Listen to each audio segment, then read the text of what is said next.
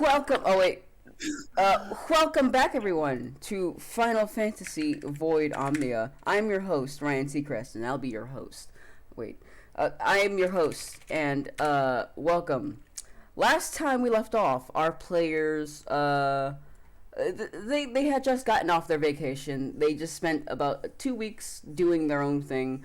Nyx and Vesta doing things for Bermesia, and Franklin doing things in Cornelia with his girly friend and the king. And but yeah, once things had calmed down and everybody had gotten their vacation out of their systems, Franklin had returned to the estate, finding it empty, because the rest of them, the other two, had gone to Midgar to help out with still Bermesia at the docks and stuff. And not too long after, they received a call on their link pearls with a stranger they've never heard of, calling them on the link pearl to tell them, saying, "Hey, I got something cool to show you. It's pretty epic. You're gonna like it." And to that degree, I guess. But yeah, they answered the call. Somehow Franklin was able to get Biggs and Wedge off their ass and, able to fly the airship to the northern part of Midgar, where there was random platforms set up and little ladder-looking things there on the floor. And they found a sheet and a smaller sheet, and underneath the smaller sheet they found the Magitech Reaper, in which the Magitech Reaper was demonstrated to put out some massive power, more power than I would say even the most capable of black mages. Sorry, Vesta. And then afterwards, the larger sheet was pulled off, and it was revealed to be the steam locomotive. And that locomotive was in development for about a year to kind of deliver things all across the world in a fast and relatively quicker pace than just delivering it on Chocobo Cartback. But yeah, after examining it and discussing it, the train had began to become alive. I cannot say that good. The train became alive and it started chasing them down the tracks. Well, more like it started to go down the tracks on its own without anybody piloting it. And so Midas, which I didn't mention, Midas, they met. That's the guy who had been working on everything. Midas had got Biggs and Wedge to get the airship, and so did they. They jumped on the train while the train was moving at high speed, and then they tried to stop it by stabbing it a bunch. But then they ended up into the passenger cars, and they found a bunch of ghosts. And once they took those ghosts down, the train had slowed down.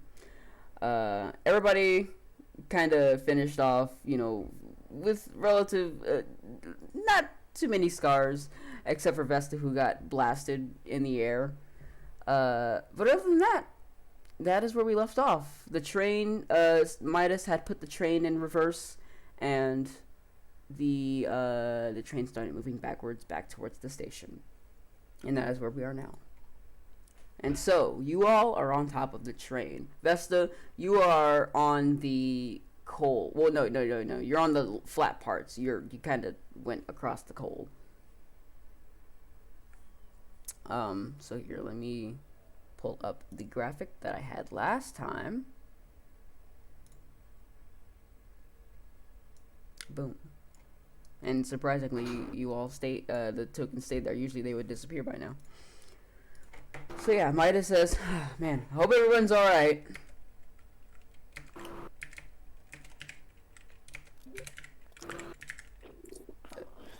Has this ever happened before? No, I mean, this literally just started. Oh shit! This literally just started happening. Like, the amount of time that we were fighting this thing. As many times as we've ran this thing, it's never done that.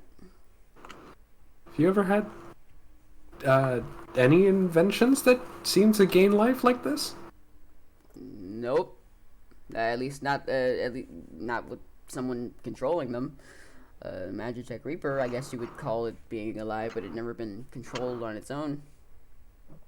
Shit. Oh.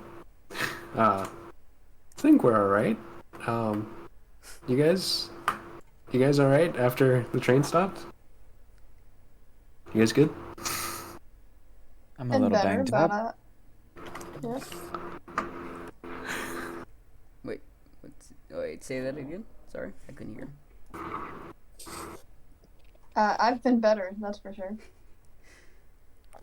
I'm a little banged up, but not too bad. That's good. And you said this has never happened before, Midas, ever. Very sure, Franklin. I would. Have you ever heard of anyone on Chocobo Back delivering any news about how a rogue metal beast just decided Well- to, fly off the rails? I mean, I don't know. I suppose I haven't, but Well, then I don't suppose there is anything that's wrong. alright. I assume that it was probably the crystals that were used to power it. So I mean, and I don't know the ins and outs about magic or what is used as a source for magic, but I mean, it's very odd. But we'll find a different power source. Hopefully, we can find something just as powerful as magic. But magic crystals. I mean, but anyways, let me just get this baby up into the station, and we'll see what's wrong with her. And so he kind of presses a few buttons, and the train kind of goes back a little faster, and he starts looking behind him. All right. And then the train starts moving back. Wee wee, woot toot toot, and you guys arrive back in the station. Yeah.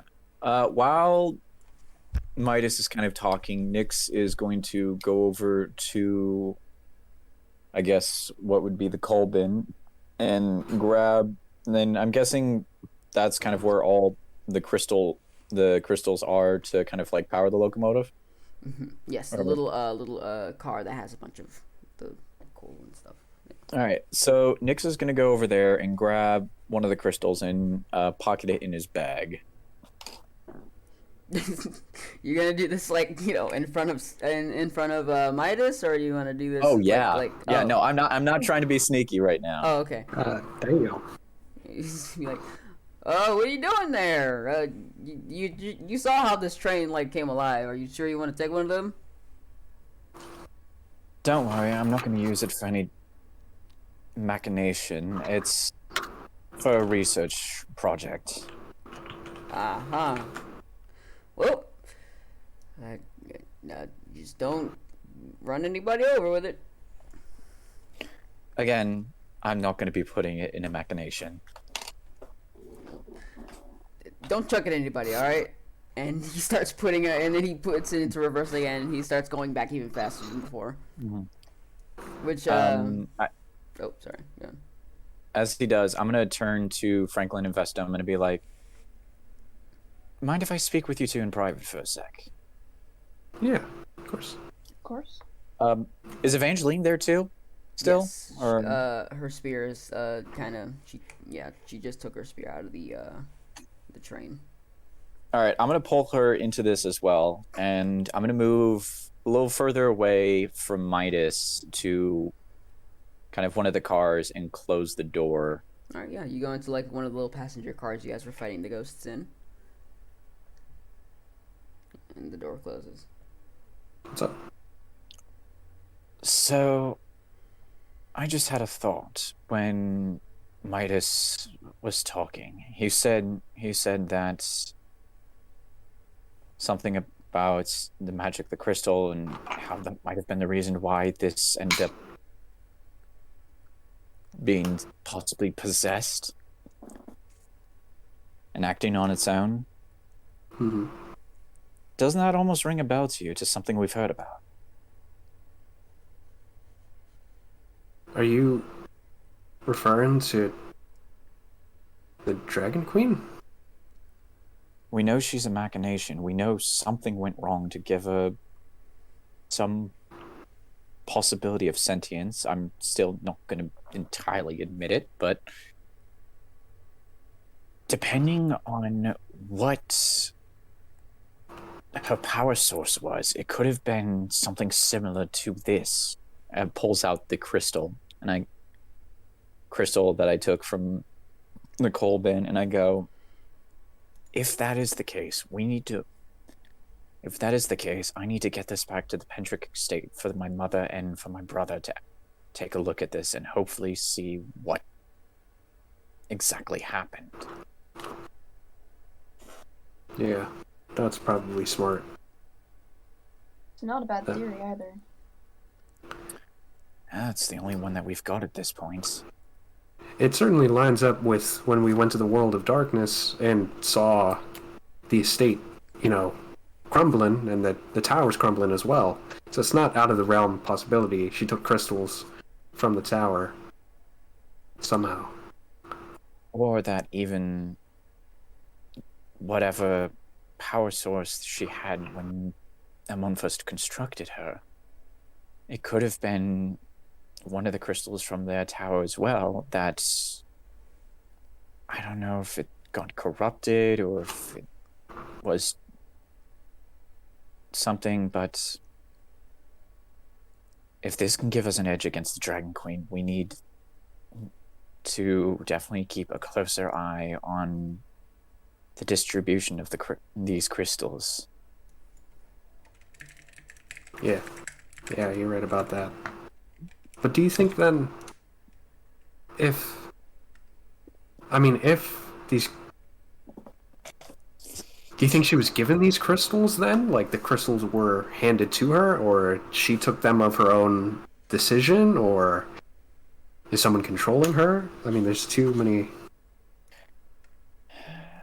I agree. There's too many factors to know for certain, and the only person that might have all the answers is the Dragon Queen herself.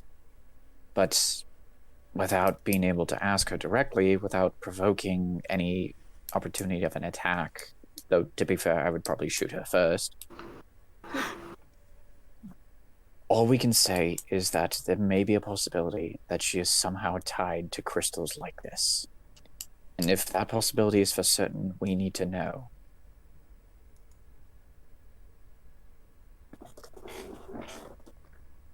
I say after this, we head back to the estate.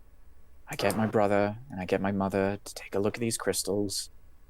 And if it poses any possibility of what we just talked about, should probably have the crystal guard at least confiscate most of the crystals that come through Midgar, which is not going to be good.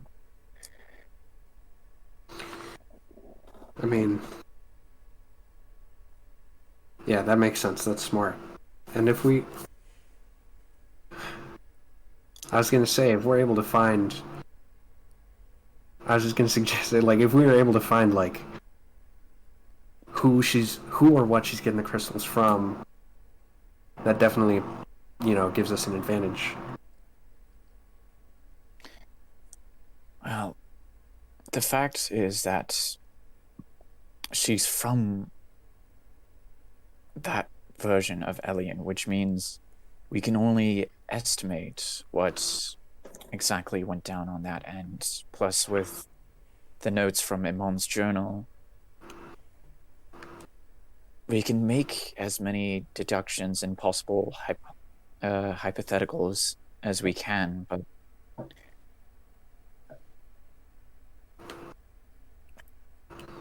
there's enough similarities between the two aliens where we can at least try and know for certain whether or not crystals like this could have been the cause of her possible hypothetical sentience. The Warriors of Darkness might have more information too once we study this crystal here. Yeah. It's possible. I haven't seen them since 2 weeks ago when they came to the celebration.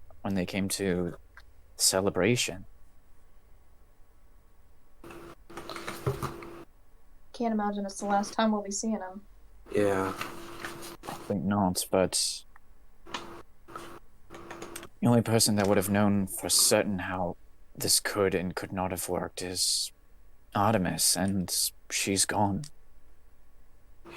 Not to underestimate the others or your intelligence, but I mean, if it's involving machinations, I don't really think you all would completely understand. I certainly wouldn't. Fair enough. And if the same goes for you, then it's possible that the same goes for your counterparts. Which means, like I said, the only other person that would have at least known as much or more about this would have been Artemis. But unfortunately, she's gone. And they may just have possibilities just like us, which may get us somewhere, may get us nowhere.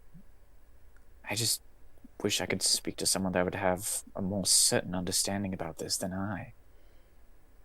And Evangeline says, and don't you think it's a little bit of a coincidence that the only one who ever, even was remotely even a master at machines was the one person that the Dragon Queen killed? Like everybody else out of the, I would assume out of the party of their posse, Artemis was the only one who actually knew about certain things like this. And Yeah. the fact that Dragon Queen actively killed her. She had to have Because, I mean, something that she was hanging over the Dragon Queen's head. Okay. the only other person would have been Imon himself, but, we killed him. Closest thing we have to his information are the notes that I took from his laboratory. Well, any lead is a good lead. It's getting us somewhere. But we should probably head back to the estate and get these crystals looked at. Right. Like I said, I don't know for certain if it is the crystals themselves, but if that's the case, then unfortunately, Crystal God's gonna have to come back here to Midgar and impound just about any crystalline source that came directly from the tower. We're gonna have to come up with a whole new processing situation to make sure these crystals are stable and safe. Hmm.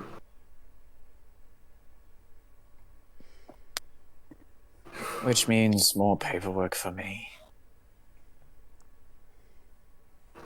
Eventually says, don't worry, I'm sure you can handle it. At least half of these last 2 weeks have been nothing but paperwork, Evangeline. And then she kind of stops.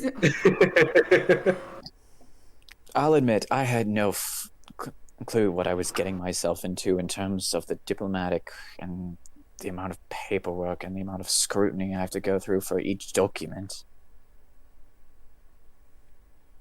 Oh, jeez. Well, at least you're used to it by now.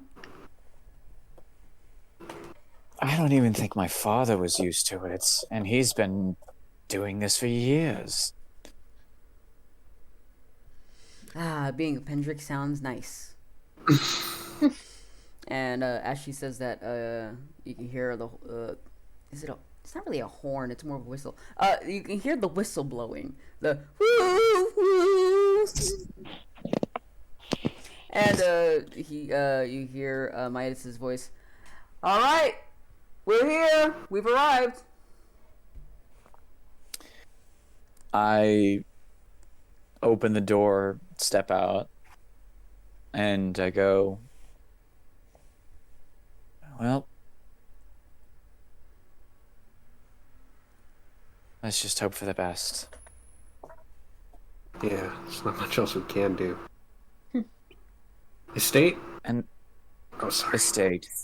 And I think we all can agree that not a word of this gets to our friend here kind of nods over to Midas. Yeah. What are y'all out there talking about? Come on, we got things to do. I gotta wrap this thing up so we can examine it.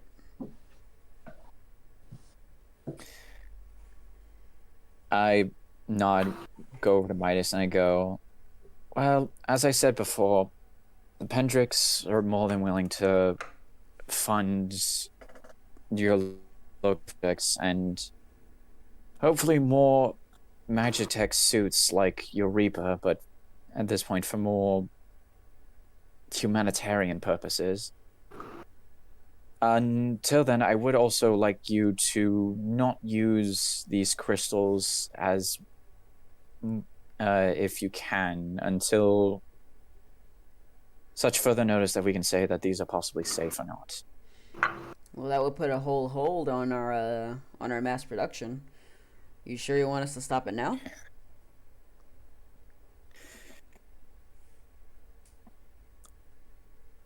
Until we can know for certain what caused your locomotive to become possessed, I'm certain that I'm gonna have to say that relying on the crystals that you have stored here may not be the most viable option. He kind of sits there and he kind of stares and he's just like, yeah, that's fair.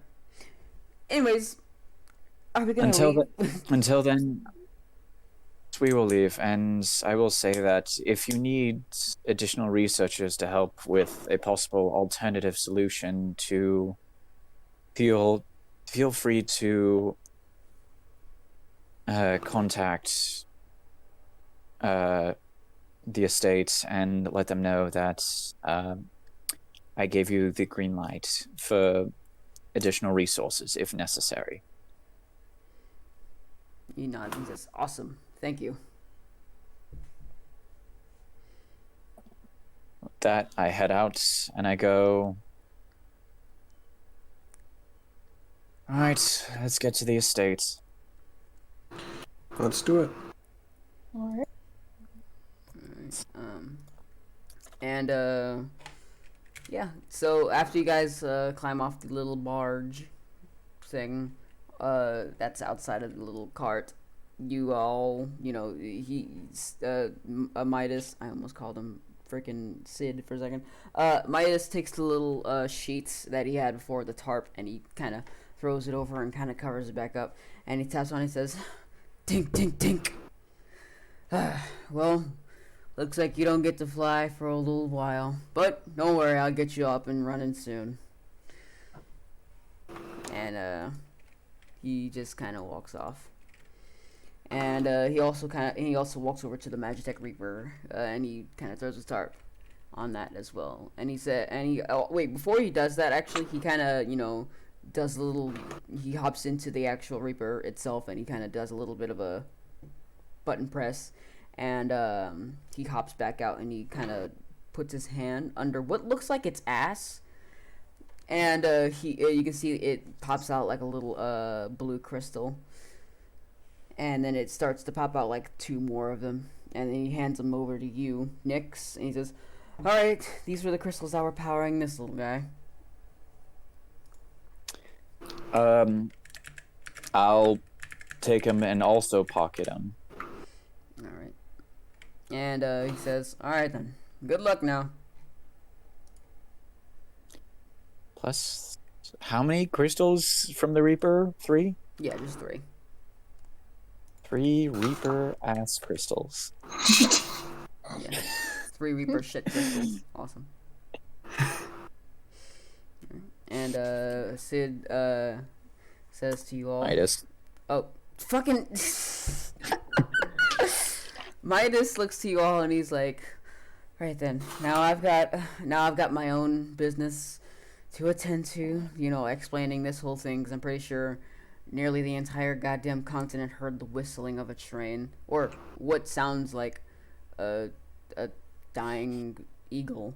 So, I'll see you later again. Hopefully you guys can all figure the situation out, and hopefully we can get this baby up and running so we can deliver supplies to the rest of the world. Agreed. Alright. I'll be in contact with you, Mr. Midas. All right then. And he says, "Y'all folks take care now." You too, man. And he walks away. I turn to Biggs and Wedge and I go, "Now, where did you keep the airship?" And he and he's like, "Oh," and he kind of looks out to the field where the train tracks are, and you see that it's parked all the way out there. You guys had passed it on your way. You guys had passed it on the way back. I just look to them and I'm like, "You've got to be kidding me. Please tell me you have some sort of recall mechanism." Well, we had that on the Invincible, and you already know the deal with that one. So sad. Anyways, we can at least go there and walk, at least, right? You know, good old walking. Yep. I suppose. And then we're heading back to the estate. This Ew. time, stay out of the pool. Please. We like the pool, alright? Yes, but you've stayed there for 2 weeks straight. We weren't there for 2 weeks straight. We headed in to dry ourselves off and to get some lunch, and then we went back out. But we didn't swim, because you're not supposed to swim at 30 minutes after you eat. How you like that? Guy knows his stuff. As soon as you put a futon out there, I am kicking you both out. I'll be clear. You know, that's fair. That's fair. I wouldn't want some random engineer staying at my house either, so I guess that's fair. Right, let's go get this ship. And I start walking. And he says, "You know, you should really be more nice to me. I fly your airship." And he says it in a, like, you know, kind of like a sad-ish kind of mood, but like it's more comedic than anything. As I'm walking, I just shout, "I haven't kicked you off the estate yet, have I?" Yeah, but we fly it. Biggs, you've stayed there longer than any engineer my father has put onto the estate already. I'm pretty sure you... I mean, aren't you an engineer? And you're like 17, so I mean, you've been there way longer than I have. Okay, I didn't start being an engineer until I left. Huh. Oh, well, I mean, hey, I don't know things. Anyways, let's trek on and get this airship. And he starts kind of walking like a funny kind of walk like this. You guys follow? Yes. Yeah. Alright. And yeah, you guys walk for, I would say, about an hour or two, because that was very far off. And, Yeah, no kidding. cause the train was riding up, and it was like going and going, and when you guys stopped, it was about like to near the river, and so y'all. So we had got to, a long ways to walk. Boots were Maybe made all for this walking. walking will make your sitting at a desk and doing paperwork seem relaxing. That's fair, but honestly, I'd rather simply walk than sit in a desk for half a day doing paperwork. True. I mean, that's fair. Alright, and yeah, eventually, after a long walk, you guys reach up to I'd say about here. Don't read the measurements; they're inaccurate, of course. You guys walked As for always. about, I would say about 4 miles. A good 4 miles. Damn. So you guys but it's pretty flat, so you guys didn't have to encounter any obstacles. So you guys it was just a straight Yeah. beeline to the area. So you guys found your airship, and immediately Biggs is the first one who gets tired, and he's like, "Woo wee! Oh man, jeez." Honestly, I thought Wedge would be the first. Hey, what is that supposed to mean? Well, I just take my hand and... You got a lot of nerve. You're lucky I don't fly the airship. You're lucky I don't fly the airship. That is both true, because we would die. But anyways, let's just leave. Okay, no. If The I only had- reason we almost crashed was Biggs distracted me. And the only reason we didn't crash is because I pushed the button before you rammed us into a mountain and killed us. Wait, you guys... Which we wouldn't have if Biggs distracted me. Fair, but it was still your action. Also, the button you pressed made our bodies crash into the mountain. Well, I mean, it was either that or we all died in a fiery death. Which would you like prefer? We could have got impaled by scattered remains of the high wind. But we didn't! We could have. Also, I carry explosives in my bag. What if one of them got set off being thrown against the mountain? Don't carry explosives then. It's that You simple. carry explosives wherever you go? You're surprised? I was about to Touche. say. Touche. I carry a firearm, 2 gun blades, 3 explosives, and you think that I'm just not gonna go everywhere with all this? Okay. It's adding up in my head, never mind. Plus, imagine the leverage in a conversation you'd have. I think you... But I thought you had enough leverage with the guns? I don't know, I just feel... Fine, And, this is Midgar. Everyone has guns. That's fair. as soon as you guys start but as soon as you and Franklin start bickering, Biggs just hops on the thing and he just kind of just immediately takes off without any of you guys knowing. Right there. And so you guys all fall on your butts because he went at a pretty fast rate. But yeah, other than that, would you guys? We still continue to bicker. Oh I can't god. believe you carry explosives.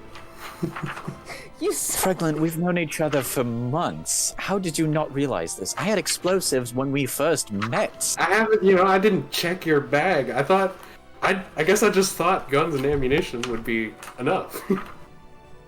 Okay, in Cornelia, maybe. In Midgar, everyone will probably have a gun. Any brawl will turn into a gunfight. Ooh, I wouldn't want to be there when that happens. Touche, you got it. You got Okay, it. Seventh Heaven is actually mostly an exclusion because I remember because I don't think anyone wants to bring a gun to a fist fight in Seventh Heaven. Oh yeah, we've been there for quite some we used to go there, right, Biggs? We used to go there quite a lot when we were staying there.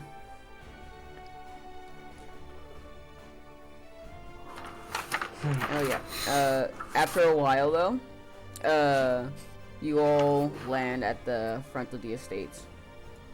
And you all are greeted by, at the gate, by Orion, of all people. And he looks like he has, some things in bags.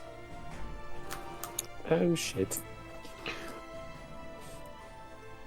I get off, immediately hug my brother because I haven't hugged that boy enough in the last year or so.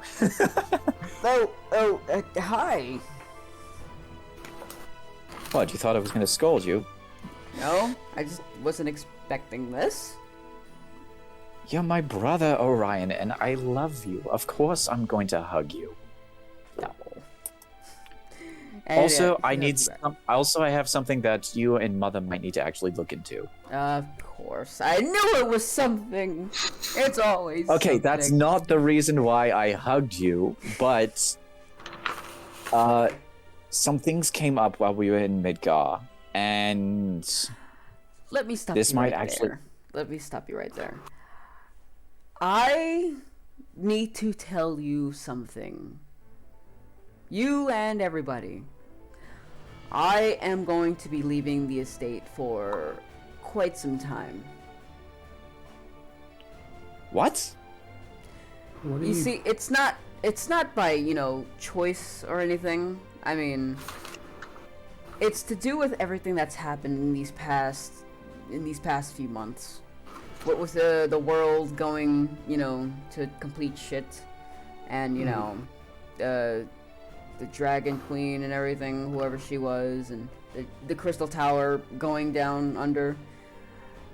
It really made me think about how powerless I really am, or really how useless I've been these past months. And so I made the executive decision. I've talked with Mother about this as well. To leave for a little bit, just to do some finding and sort of discover what I really, what I can do to help out.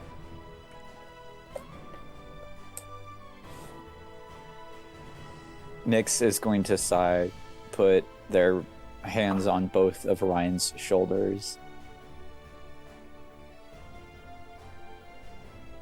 As much as I need you here, I really can't do anything like that. You know that if I do, I would end up being a hypocrite. Very much so, yes. But I will say that you're not useless to me, Ori. You are my brother. You are someone who... Well, if it wasn't for you, I wouldn't have been able to create a gunblade in the estate, for one. But not only that, you decked our father. You locked him up when all others would feel inferior to him.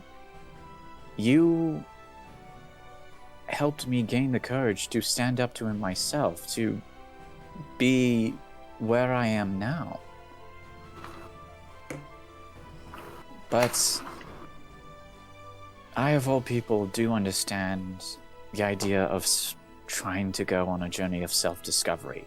I've spent an entire year on a journey of self-discovery, and to an extent, I still am. It pains me to say this, but I do want you to do what's best for yourself. No matter what responsibilities you have to the estate, to me, you always come first. And I wish you the best.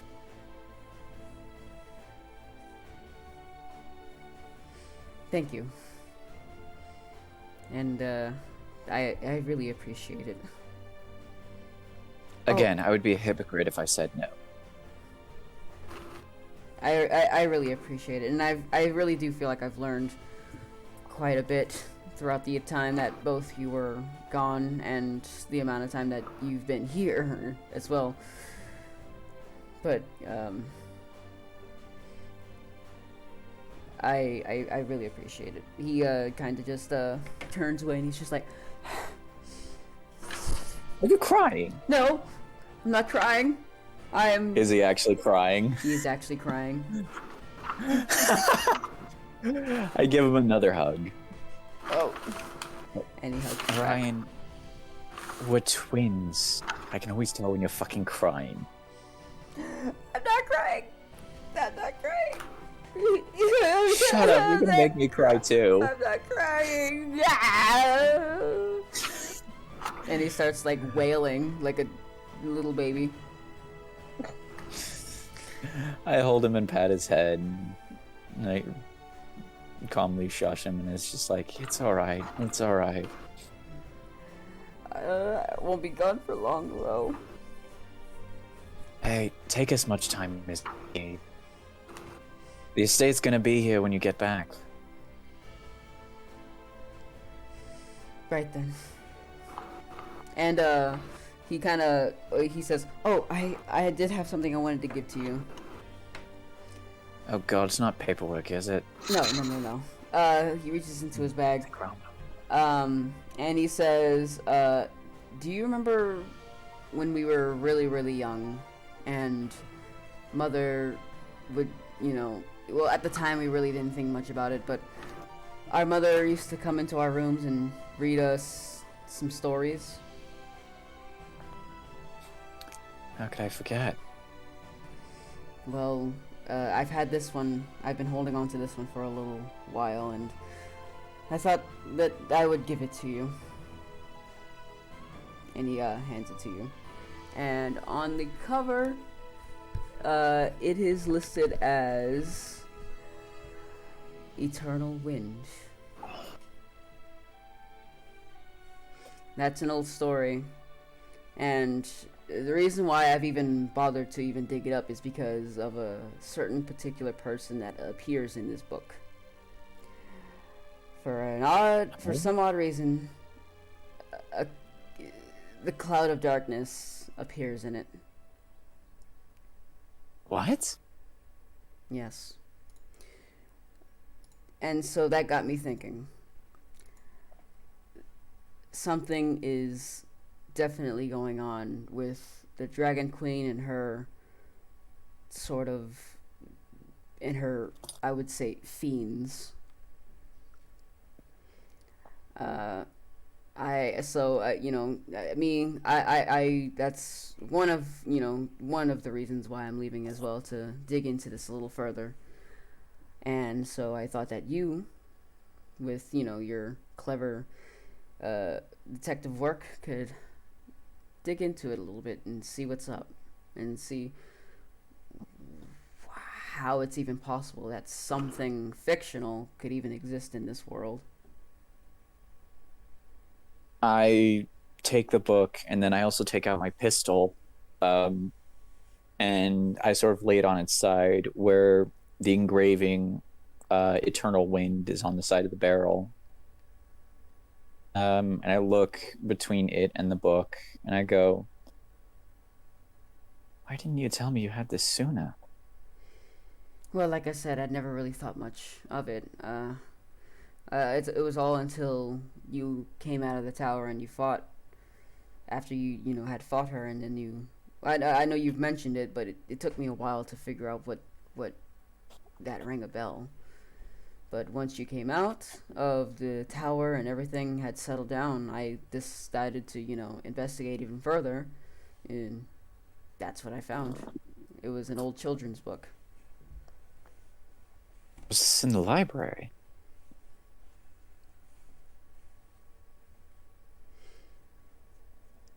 Yeah.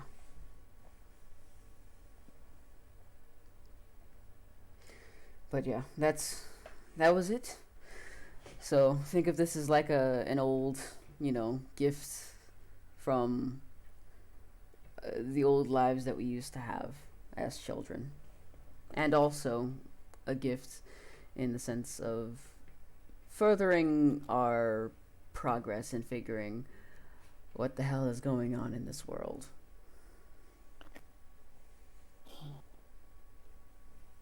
So in a way, I'm giving you two gifts.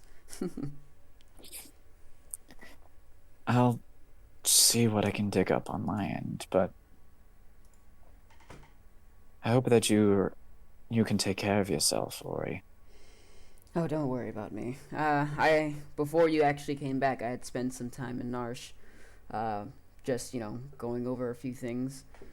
So, I know how to handle myself out there. I know, Mother's... Well, from the few times I did talk to you about it, she is proud of what you do know of the sort of arcane, and I will admit that your skills in that category are, well, they are definitely something that I could have never achieved myself. And he pulls you back into another hug as well. Oh, okay. And he's...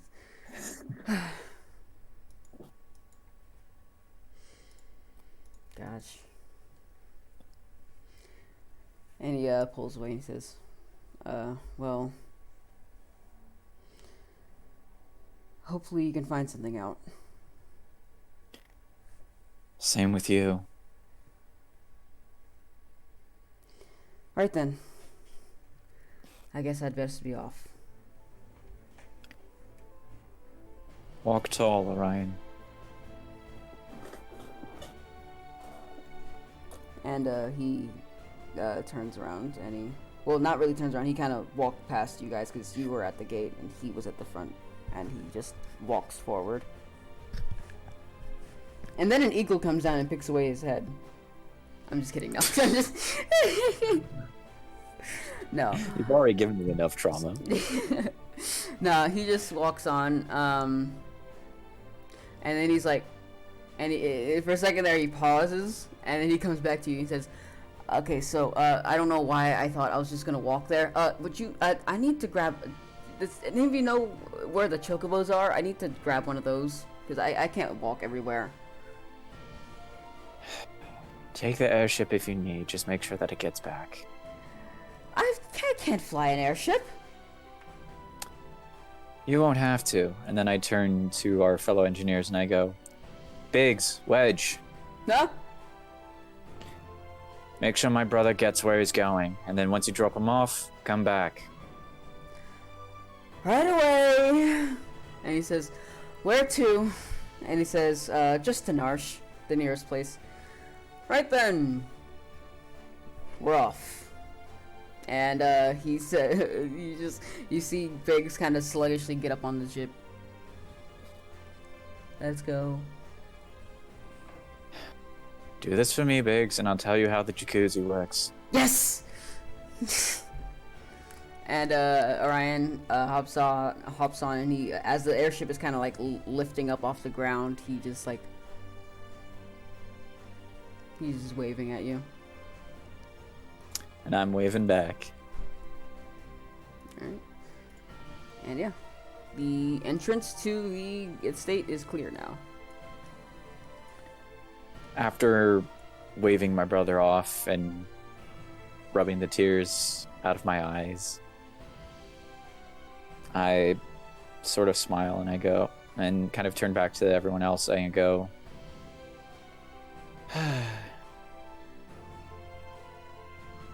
it's just like me, to an extent.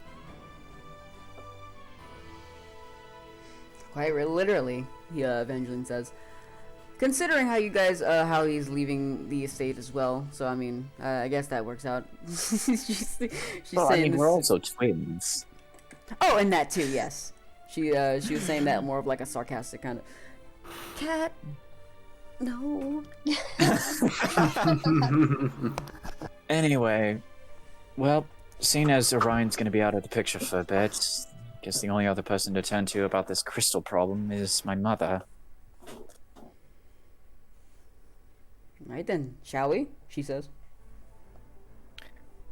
Indeed, and I'd say that the rest of us need a bit of a moment of respite, I'd say.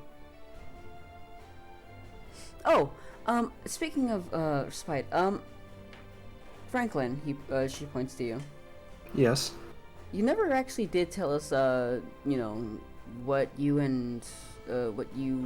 did over in Cornelia. Did you ever talk with King Sid? Yeah. Oh shit. I should write it all down, but We can talk more at dinner tonight. All right. But just the summary of it all is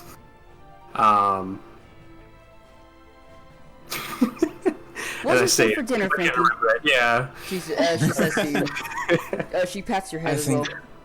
I think all of us might need to clean off a bit and get into something a little more comfortable. Definitely. All right. And then I head into the estate. And Same. Evangeline follows. Vesta, you going with them? Yes, indeed. Alright, yeah. You guys are in the estate. And the guard kind of, you know, stand guard as well. And they let you in as you know, you guys go in. Yeah, they better let my friends in. But yeah. I turn to one of the servants and I go, find Lady Pendrick and have her come speak with me as soon as she can. Before dinner, if possible. Right away. And they get out of attention, and then they just they go to find her. Not a specific direction. They just head into a different direction than where you're heading. They just, yeah. I am going to my room. Alright, and you too? Vesta's gonna go to her room as well, yeah. Get some rest. Franklin shall do the same. Yeah, 'cause At this point, I'd say at this point we all have somewhat rooms to an extent. Yeah, and I would say that since, since Franklin had returned, I would say because the train was moving very fast, a good amount of time had passed, because when Franklin first returned, it was, I would say, getting close to noon. It's like, late morning, and during your thing with the train and him being a big doo-doo head to you guys, right now it would be about 8 or so. Yeah. With the 2-hour walk and everything. Yeah.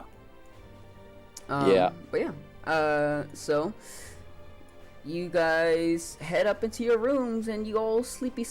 No, you guys aren't sleeping, are you? No, we're just getting cleaned up for dinner. Gotcha. Okay.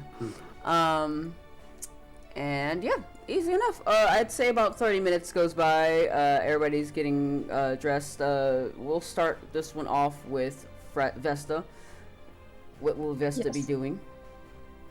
Vesta's just going to, clean up and get a new pair of clothes, and rest a little bit until dinner time. Okay. Frankie. Oh shit. I was in the middle of typing something. Very good. Like before, like dinner time, I suppose I will. Yeah, just get myself cleaned up, get dressed. There's nothing special I want to accomplish, so. No more love letters? I'm just messing. It's been one whole day since I've last seen you.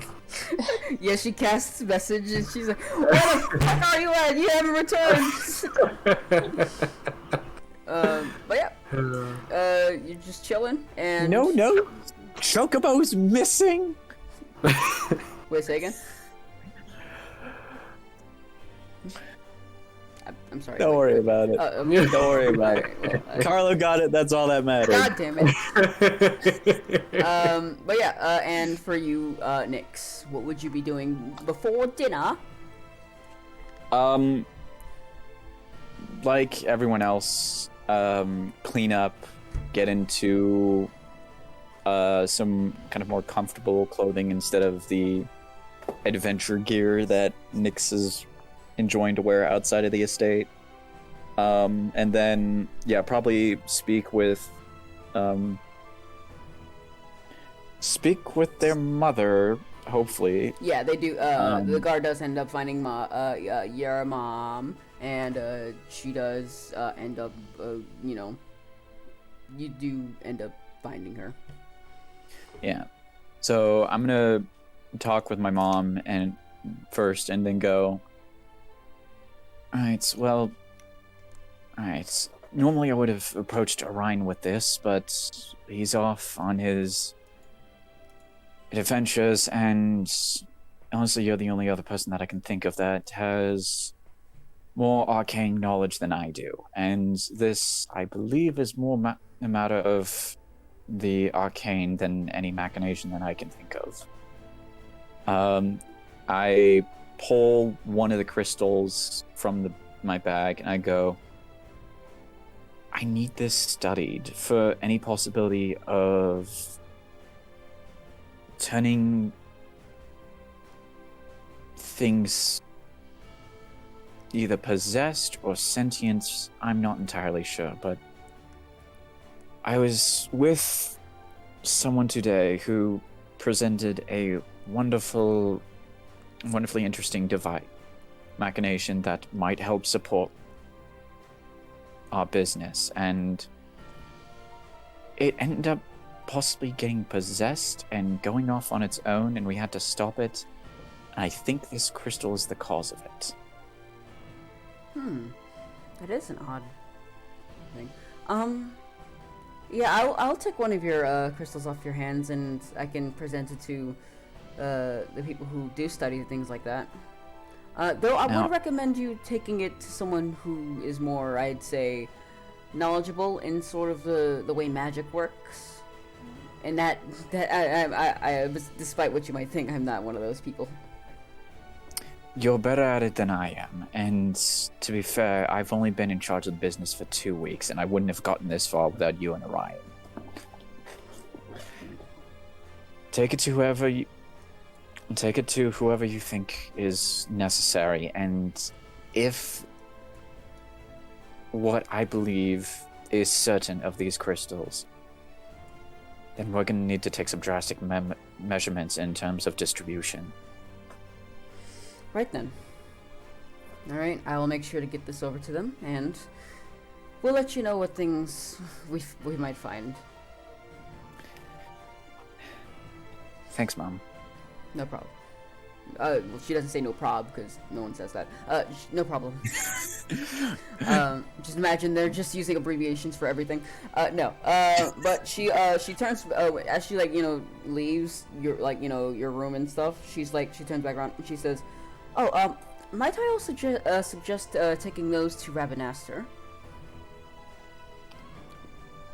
The crystals? Yes.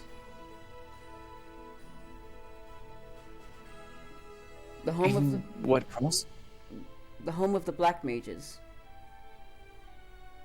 They're the ones who knows, I would say, a fair bit of knowledge about how magic works, the way things, just so, you can have the highest amount of people on your side with this.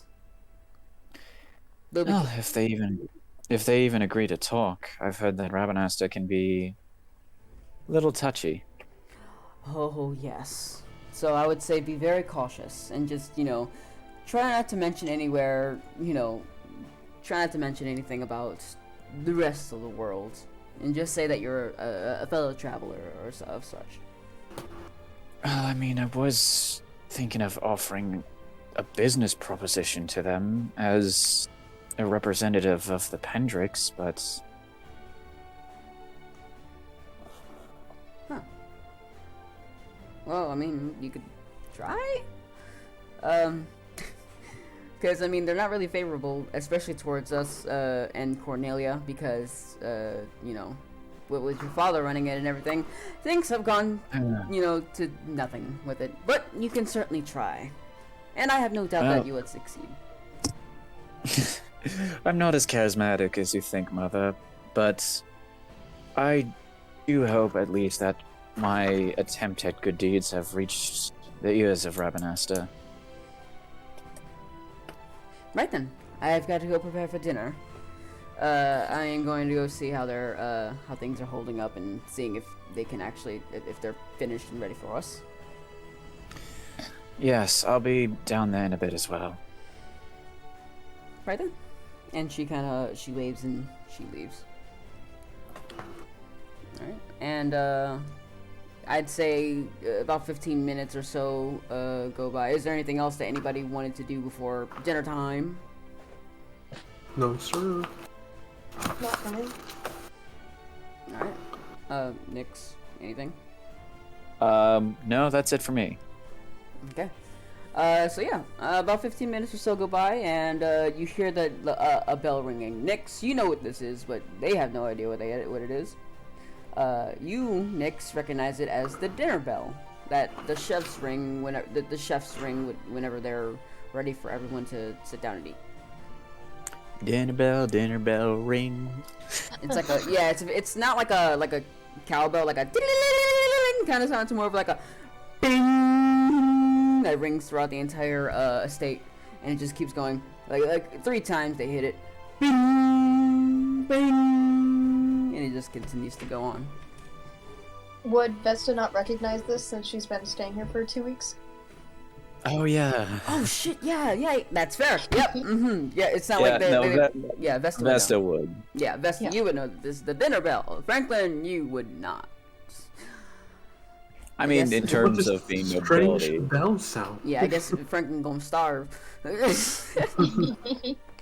not gonna do that. So yeah, dinner's ready.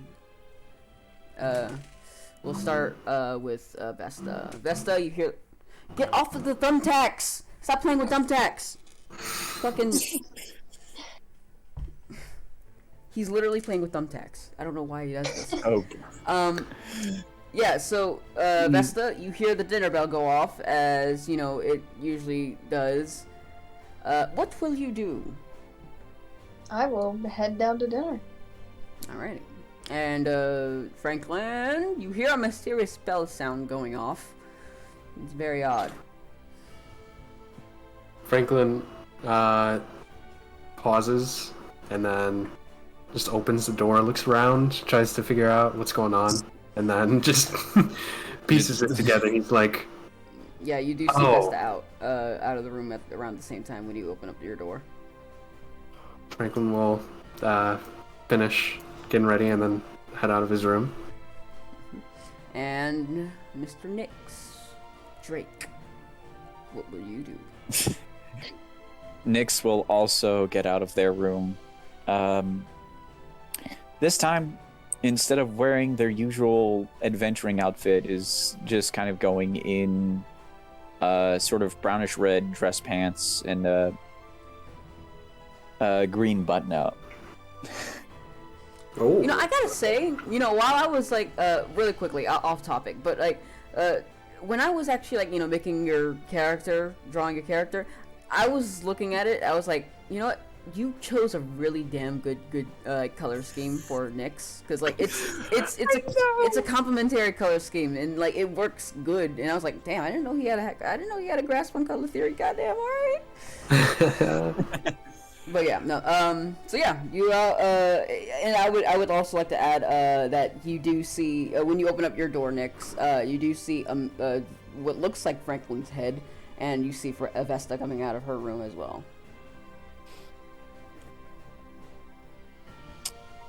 I make my way over and I go, well, shall we? I suppose so. All right. Also, Frank, get your head out of the door. All right. So yeah, you guys all sit down and you all, you know, chill and have a nice evening dinner, and yeah, you guys also just sit down. The mother sits down. Even the chef sits down to eat. Some of the guardsmen you can see, and some of them are standing guard, and they're gonna swap. So sometimes they, you know, whenever someone's done, the rest of the guard that's standing up will sit down, and the people who are sitting down, they go back up to stand guard. You know, they take turns, and yeah. Nowadays even more so. Yeah. Which Nyx is totally okay with. Yeah. So yeah, and everyone is chilling, eating, having a good old-fashioned time, and out of nowhere, to break the silence, Evangeline just goes like, Is she still wearing armor? yeah, she's still wearing armor. She doesn't take it off. She doesn't take it off usually. I just kind of looked to Evangeline and I'm like, what happened to the dress that I got you? You want me to be honest? Yes. I forgot it, okay? I'm so used to wearing armor and being in my infantry uniform that I don't ever, you know, change out of it. I mean, weird? that's fair, but can you come up with a better reason than you forgot? I do feel like you're kind of bullshitting me here. I mean, if I came up with any other excuse, it would be like I'm bullshitting you, because then I'd be like, I would stumble over my words. Anyway. So anyways, Franklin. You both, yeah, Franklin, you hear both Evangeline and Nick say your name at the same time. In the middle of the... Yes. Oh. Okay. So, uh, when I went and talked to the King of Cornelia, King Sid, um, he, well, I caught him up to speed on what we've been doing, and then, he didn't have a whole lot. He just told me about, Rabanastre, how people are kind of assholes there, and it's kind of like a wasteland, and, to like just keep to ourselves, use a bunch of just like code names and stuff. Um, but he also gave us our payment for restoring light to the wind crystal. I'll hand the bags to my party members. Right. How much was that each again? I think 600. I could be wrong, but I think it's 600. We'll say it's Yeah, 600. I think it was 600 for the each of you. Okay. Oh. I don't think I'm missing any details from when I talked to Sid. Am I, Tia? Well, other than his daughter that you guys didn't get, along with goddamn, now I'm blanking on it. Hang on. Right? I mean, I didn't exactly Just take down. just like every the single- entire, there's just like the entire party just stops and it's just like, oh shit, that's right. Yeah, no, Have we? I pretty don't much think it. we've had any leads. I don't think we've had any leads on his daughter yet, have we? I mean, besides her name, her. I mean, then again, we weren't really looking when we were in Dune or the Crystal Tower. Oh, and sorry, Franklin. He did. You don't have to say this, but this was like a big point that he did. But toward the end of your conversation, he did summon the guard to look all around the goddamn place for like pretty much pulling together the combined forces of Ishgard and Cornelia to put together to look for her. Yeah, so the guards are involved in this now. Finding his daughter, at least. God, I forgot about that. I mean, there's been a lot going on. So. I mean, that's fair, but we could have at least still put our ear to the ground for information.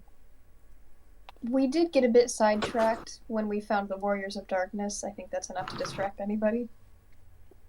I suppose you're right. I'll have part of the guard at least try and look around Shinra and at least put out some form of information throughout the rest of the country. But aside from that, there's really not much other resources that I can provide without going to other nations myself. Yeah. Well, we have more than one objective right now. We're pretty overloaded. Well, hopefully not for much longer. We've got the crystal all being looked into. Though it was pointed out by my mother, kind of turned to my mother in sort of appreciation. Rabanastre is home to the Black Mages, which might provide us more information when we're there. Do you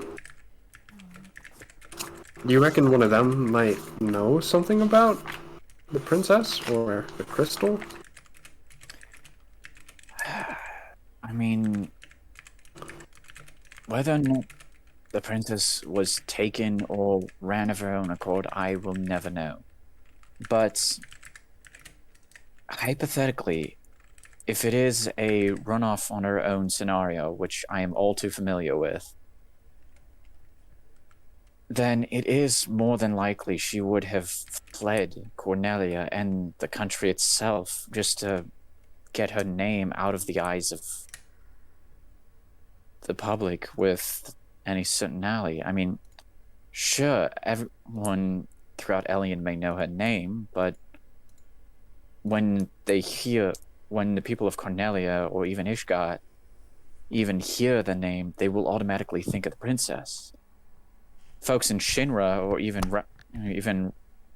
Renister, when they hear that name, they will most likely just think of it as a name and nothing else. Not to mention, Rabanasta doesn't really like Cornelia or much of the Western nobles to begin with, so I doubt they would automatically think, oh, the daughter of the King of Cornelia.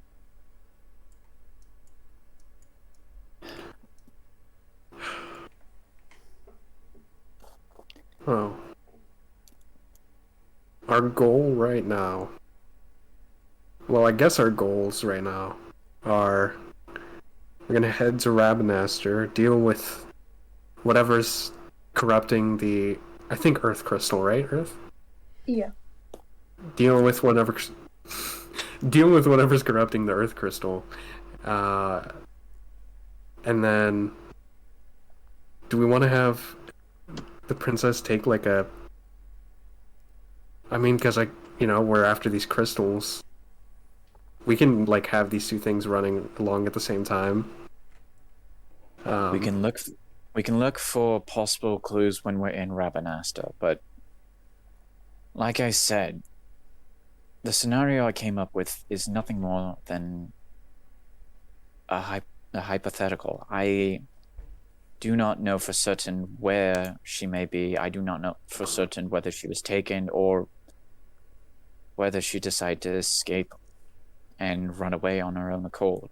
I mean, there's the chance that if she was taken some malicious force, I feel like they would ask the king for some sort of like ransom or something, right? Because I mean, any normal thug, yes, but there are those who commit to certain acts for a larger scheme.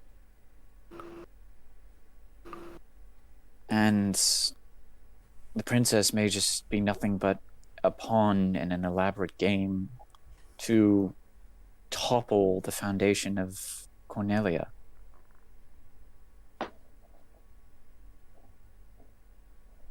And Evangeline says, and that's assuming they even have her. That is very true. Again, hypotheticals.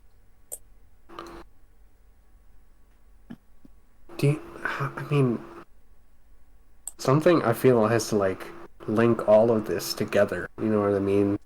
The Dragon Queen, the World of Darkness, the Warriors of Darkness, Princess Angelica, the Four Crystals. It feels like there's just like a missing piece. Angelica may be that missing piece. We just may not understand how she fits. You are right. There are many connections to those other factors. The Dragon Queen was a machination in that went rampant and absorbed all the light from the crystals in the world in the other alien. The Warriors of Darkness decide to not only trace her to this alien, but also try and get light to restore to their crystals in hopes of restoration of a world gone to shit. Our crystals are the only ones that have enough energy to maintain the balance within Elian for us. We know that a small absorption from the Warriors of Darkness on any crystal doesn't induce any immediate harm to us. Long-term effects may be... Well, honestly, I don't entirely know what the long-term effects would cause for us, but at least would probably be the same for... It'd be at least the same effects that would happen to the other alien as well. The only one that doesn't entirely fit into this scenario is the princess. Why was she taken? What would King Sid have any ties with this other alien, or to the Warriors of Darkness, or to the Dragon Queen herself. Theoretically, if everything lines up from one world to another, King Sid hires the Warriors of Darkness, sends them off. They fail. Well, the Dragon Queen gets the crystals before they can. And then that version of the princess gets captured as well. So I'm fairly certain that our counterparts would know something about the princess. It's possible. Just like there may be a possibility that they have... I'll agree that their knowledge in these circumstances may be beneficial to us, but we have to remember that certain events in their lives are not parallel to ours. Artemis was a perfect example of that. She was a highly renowned engineer in Midgar. Machinations were far more complex than I can account for. Even as I am now, I do not think I have the technical skill to devise anything that could have been in her arsenal as well. In its complexity, its sleek of design. She was by far the better engineer out of the two of us. And I'll admit I'm not the world's greatest engineer, but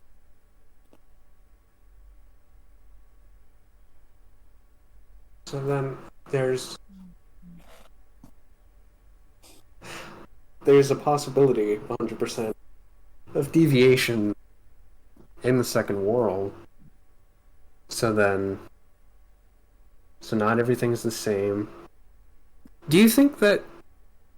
Oh my god, this is just a nonsensical idea, but I mean, considering our situation. Yeah.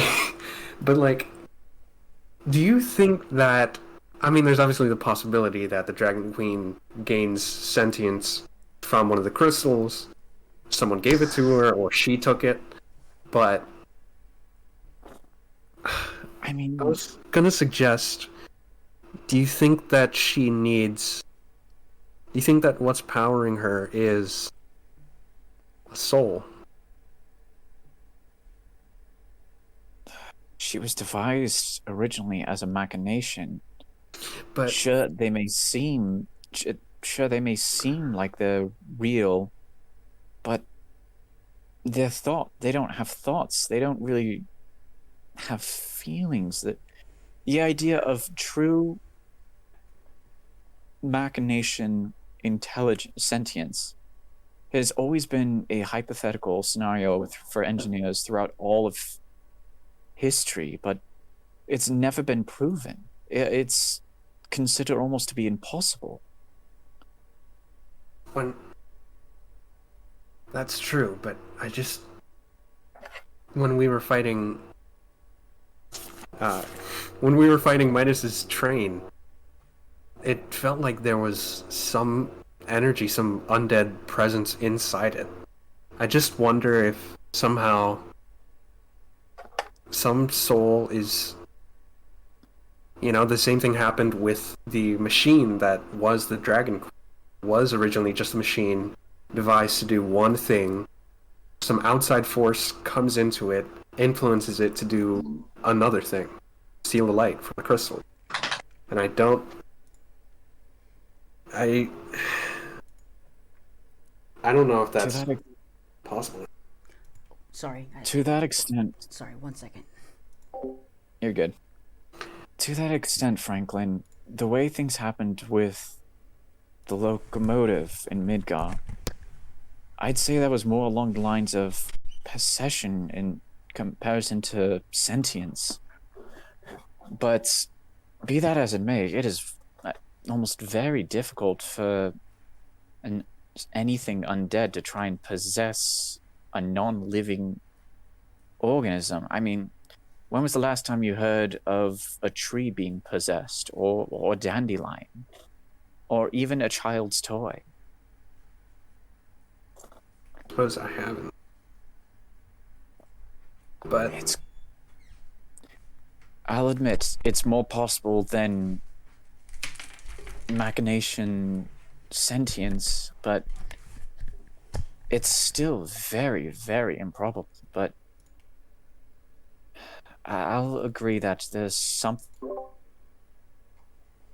about the crystals that are corrupted, and I hope to have some answers as to why that is.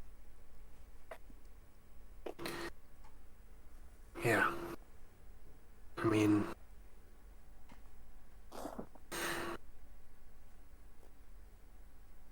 the whole thing with... I just feel like it's not adding up. There's just... I mean, Princess Angelica goes missing. Dragon Queen starts wreaking havoc. It has to be... There has to be something.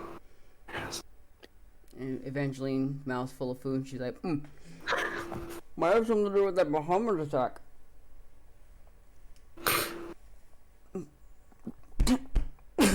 She said. You alright, eventually? Yeah, yeah. It might have something to do with that Muhammad attack. How do you think Was she there during the attack? I'm not too sure. I mean, the only time we've ever really, seen her is, there. But the time when we actually heard about her was from King Sid himself. I wasn't on the continent when it happened. I was far off on Spira, where the attacks weren't really happening. But I just thought it would be a pretty, I just thought that I would bring that up because no need to leave that one out. It might help out with the whole puzzle. I mean, going with this... I mean, I feel like you were right about the train being possessed rather than having sentience, but for the purposes of, hypothetical,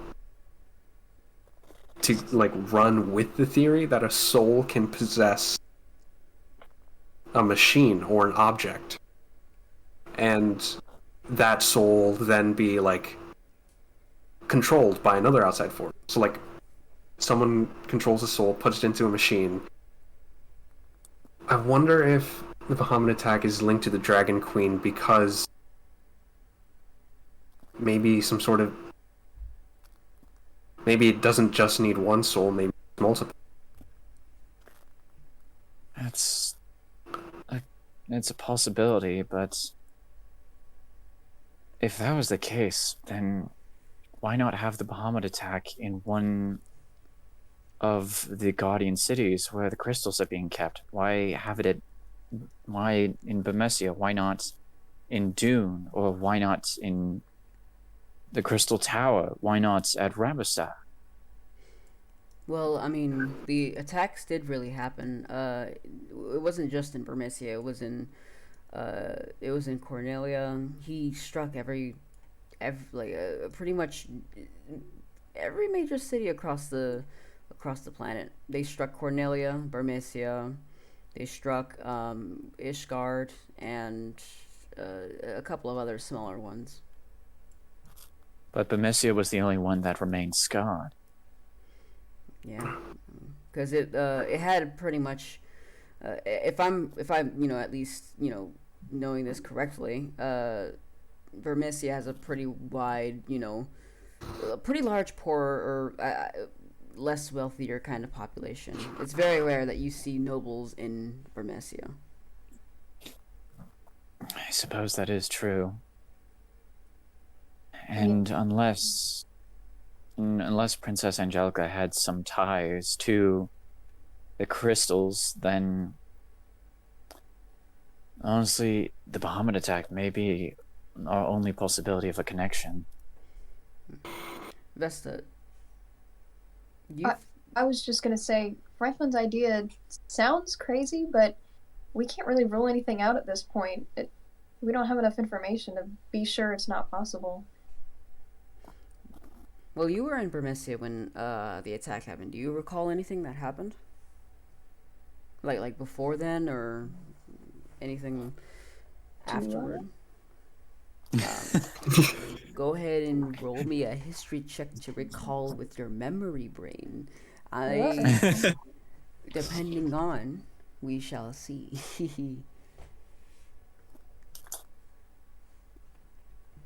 I can find it. There we go. 13? All right. You don't recall anything crazy happening before. You just remember talking to a friend and your parents, and it was pretty much a normal day before then. And once the attack happened, well, during the middle of the attack, all you could remember is that everything went blank for you because you had passed out. Yeah, I didn't notice anything strange before the attack. It was a normal day beforehand. Do you remember if any member of the royal family was there? Sid, Angelica, any of them? I didn't really keep tabs on the royal family at all. I don't think I heard any rumors, though.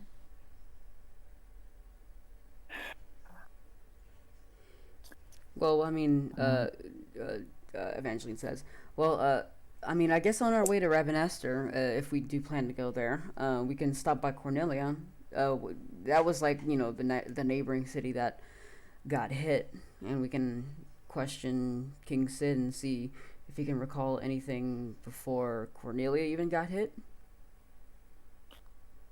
I do suppose that is our only other lead to run through. I'm still going to say the idea of a machine being sentient is very close to impossible, as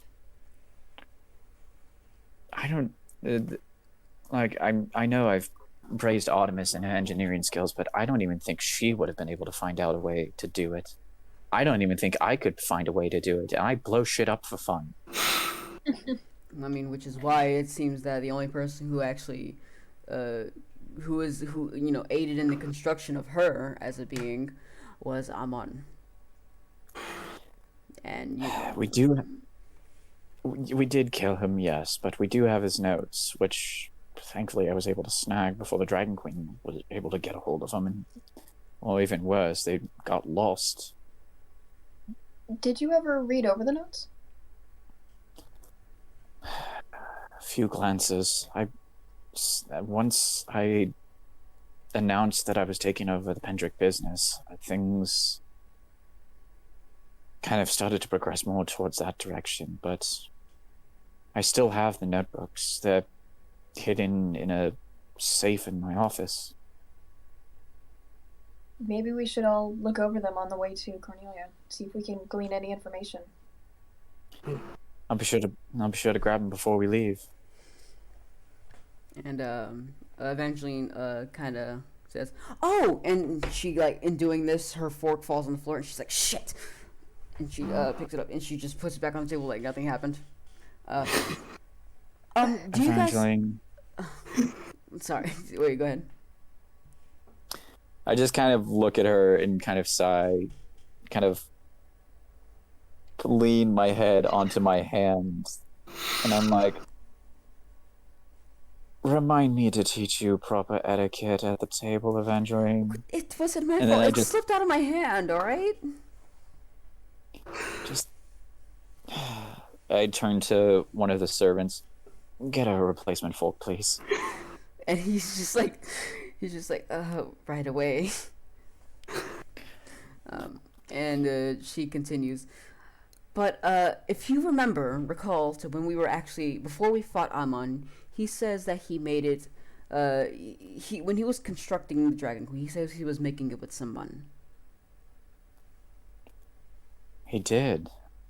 I don't really remember if he said who, though. Shit. Maybe it says it. When we're on the way to Cornelia, as Vesta said, we can read over it, and maybe he says something about who this person is.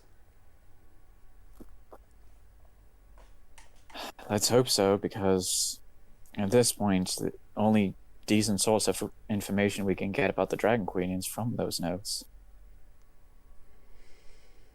Oh yeah. And she kind of takes the fork from the guard. Thank you. Yeah.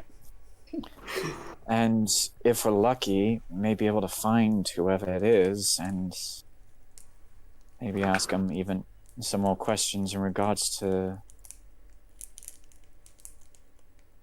the Dragon Queen, which honestly sounds more of a challenge than anything. Amon technically was supposed to be dead for over a century, I believe. And yet, he was alive in the tower in the flesh, and for all we know, that could have been their version of Amon and not ours. Meaning that in either version of Alien, whoever he was working with may be dead. There's a chance, though, that there is some overlap. Because if it's... I mean, there was, like, a version of Amon here. So, I mean... Yes, that went missing and is presumed dead, but as I said, that was over a century ago. Ah, shit. Do you think... Amon didn't seem like he was of any race that would prolong his life. He seemed human to me. And if that is the same case with his associates, then there's a very good chance that he is dead, if not senile. Yeah. Same fate. Yeah. Okay. I mean... Do you think then that his partner is... his associate is alive in the world? Darkness? I don't know. The idea that Amon, either version of him, lasted this long, which you had to be some serious... It would either relate to being a descendant of a line that extends their life, such as yourself, Franklin, but either that or would have to rely on some darker magics. That's honestly would make more sense in this case. What if it's the cloud of darkness? Like, what if she was the one who... maybe she cast a spell on both Amon and this mysterious being to prolong their life, and that's where they went. Oh. That actually brings us to another topic. I kind of lean down to where I have my bag, and yes, I always have my bag. Oh my god. I pull out the book that Orion gave me and sort of set it to the side of me, and I go, before he left, Orion told me something that I still find bizarre to this moment. When he first heard about the cloud of darkness, he said that it sounded familiar, and he couldn't quite place it. Before he left, he gave me this book. Apparently, there is a character in this book, much like the cloud of darkness that we encountered in the Crystal Tower.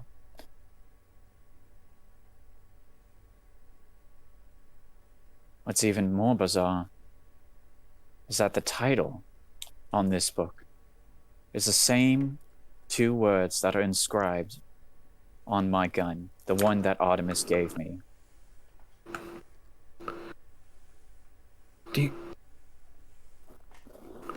How is that possible? Is it a crazy coincidence? Or... That we have ties to both versions of Elian in one children's book. I doubt it would be that much of a coincidence. Then again, we weren't entirely sure that the Cloud of Darkness was from that Elian or this one. Though, I still am unsure at this case, considering that she is mentioned in this book.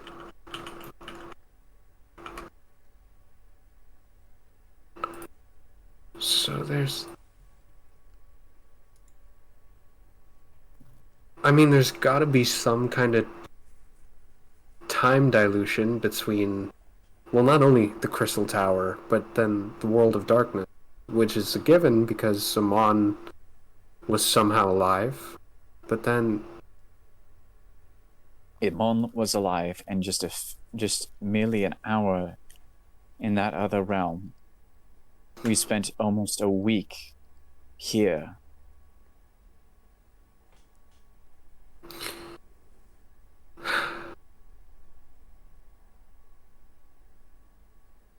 Something is seriously tied to everything. Cloud of Darkness, the Eternal Wind. All of it is connected somehow, and now we know for certain that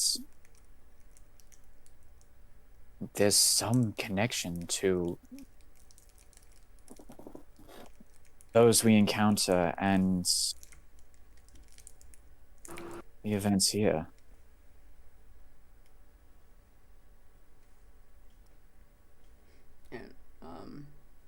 And your mom, who's also at the table listening to all of this, she says, "Isn't that the book that I used to read you as a child?" Well, I know. She says, "Isn't that the book I used to read to you guys as a child?" Yes, exactly. This book is old. It's been around for, at this point, over a decade and a half, maybe. I have no idea, but this story has been out there long before Elian went to shit. And yet,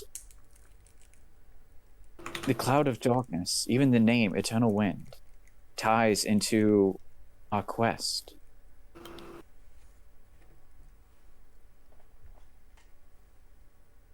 To what degree, I do not know. I haven't even cracked it open yet. If there's some sort of time magic that people can use, do you think there's a chance that someone from the past saw this future and then... Because we don't know, was that book always the same? Did it always have the Cloud of Darkness? I suppose so. Orion had memories of hearing such character. Actually, Nix, if you wouldn't mind, this is make me a history check to see if you can remember anything about the book from when you were a child, like anything about the story itself. Absolutely. Nat 20. Oh shit! I want to know the plot. I want to know the characters. I want to know the author. I want to know the publisher.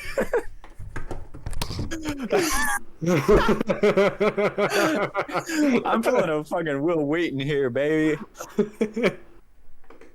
Whenever, like, if Will Wheaton got a Nat 20, he wants to know everything. You have the most poetic role. God damn it! I can roll it on an actual D20 if that makes you feel any better. No. Then see what happens. No. You got it. That's a fair trade. You rolled it. You rolled it. You I want to put this did. in the trash. God damn it. Okay. Actually, no, I'm not gonna. Okay, now I'm not gonna trash this roll, but I am curious to see what my roll would have been if this was manual. So I got a +6 to history. All right. So, do I want to say it? Well, I mean, you're gonna say it. You're gonna say it out loud anyways. All right. All right. I so, rolled since you I would have were rolled a dirty 20. since you were a child, you remember and since this is a nat 20 as well. See, if you would have rolled even like a 19 or an 18, I would have been like, you recall a good amount of information, but you can't remember it because you're a child. But since you rolled a nat 20, you remember way more than you would have thought. But you kind of just tucked it away. But now that it's kind of brought up, you kind of start to remember the pieces. You remember that the book Eternal Wind is a story about 4 onion knights named Luneth, Ark, Ingus, and Refia, who go on an adventure tasked by something called the Wind Crystal. They are tasked by the Wind Crystal to save the world by the clutches of Zande. But as you know, Zande was just. It turns out that Zande was being manipulated by a hive mind called the Cloud of Darkness. And so after finding that out, the heroes they ventured into the Crystal Tower, and once they climbed their way up, they fought through people such as a guy named Amon and a man named Hain. Amon was not really in the tower. He was in a separate dimension located in the Crystal Tower called the Forbidden Land of Eureka. And once they got up to the tower, they fought through Hain and Amon and those two.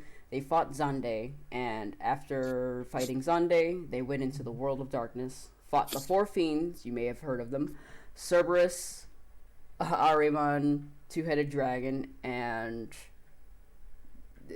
what's his name? What's the girl's name? The one who was hanging upside down. Echidna. There we go. The one that I called the Gorgon. Yeah.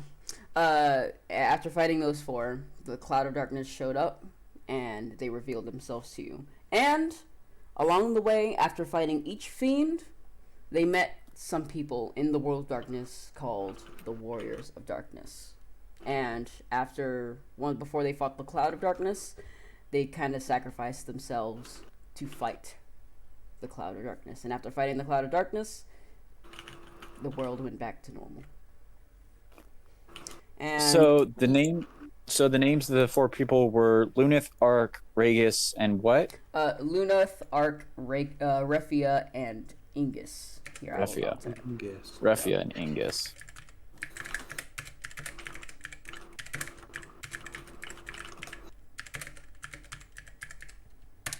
There we go.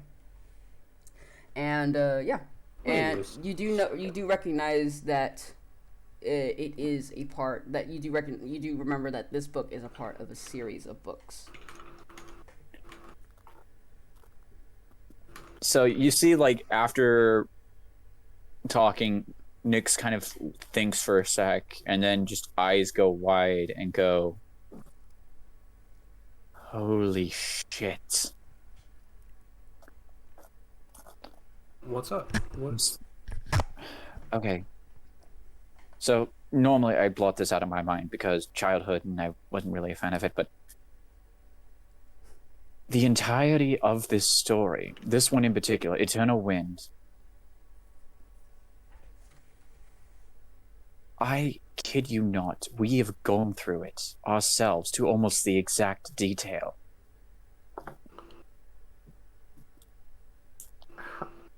How is that possible? Okay, so the story is about 4 warriors who were tasked to defend the Wind Crystal from someone who has been manipulated and controlled by an entity known as the Cloud of Darkness. This person's name was Zunde. We fought Zunde in the Tower of Darkness, and he was being controlled by the Cloud of Darkness.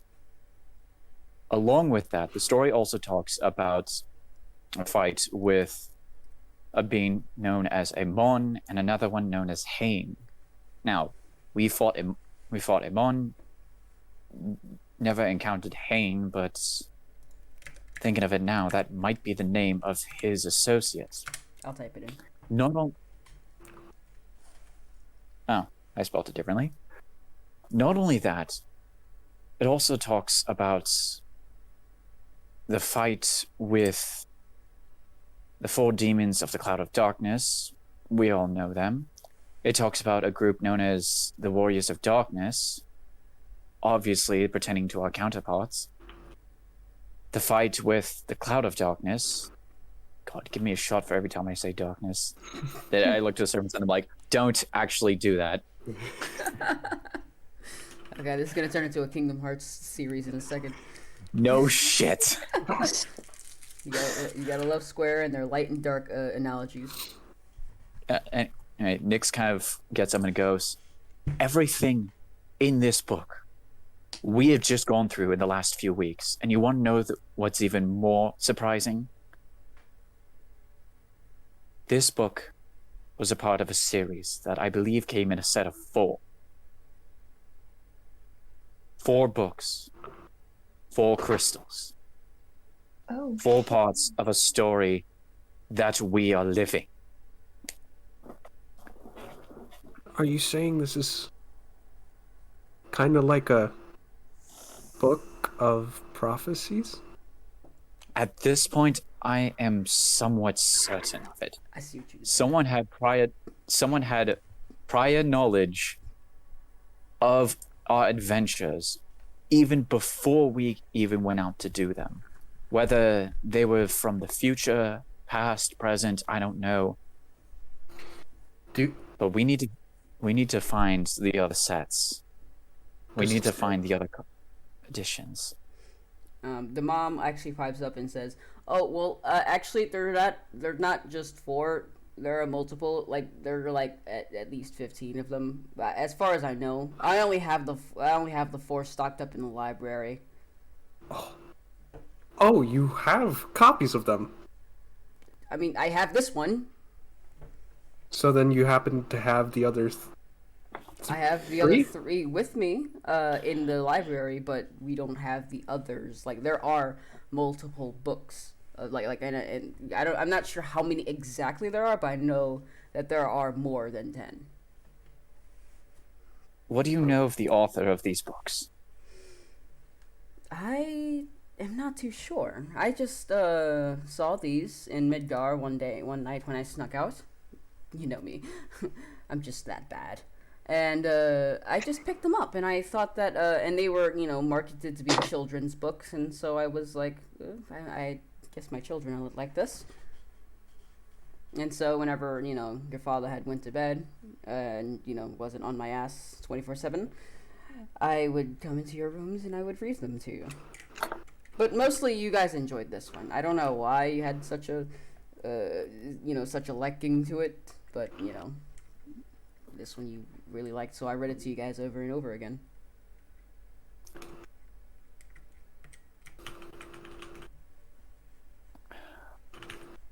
Well, this kind of entirely changes the aspect of our investigations.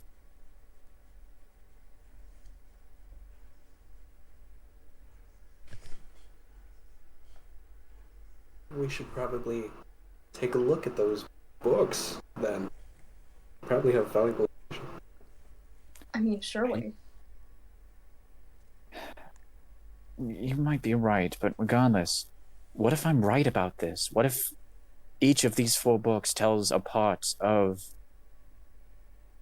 our future, of things that we may do, the things that have not yet come to pass?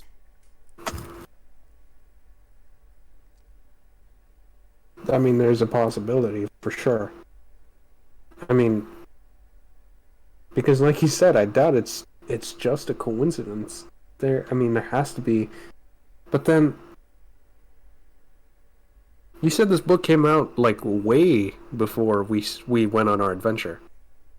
Long before. So that debunks the theory of like some watcher or something. But then someone either saw in the future or the past. regardless, I agree that making sure that we have these books and making sure that they're going to be in a safe place is possibly vital, but do we actually think that we should actually open each of these books up and read into events that may lead to a future that could possibly be set in stone or could lead down a temporal catastrophe? Like, what if we read the next book in this, and it says that something is bound to happen?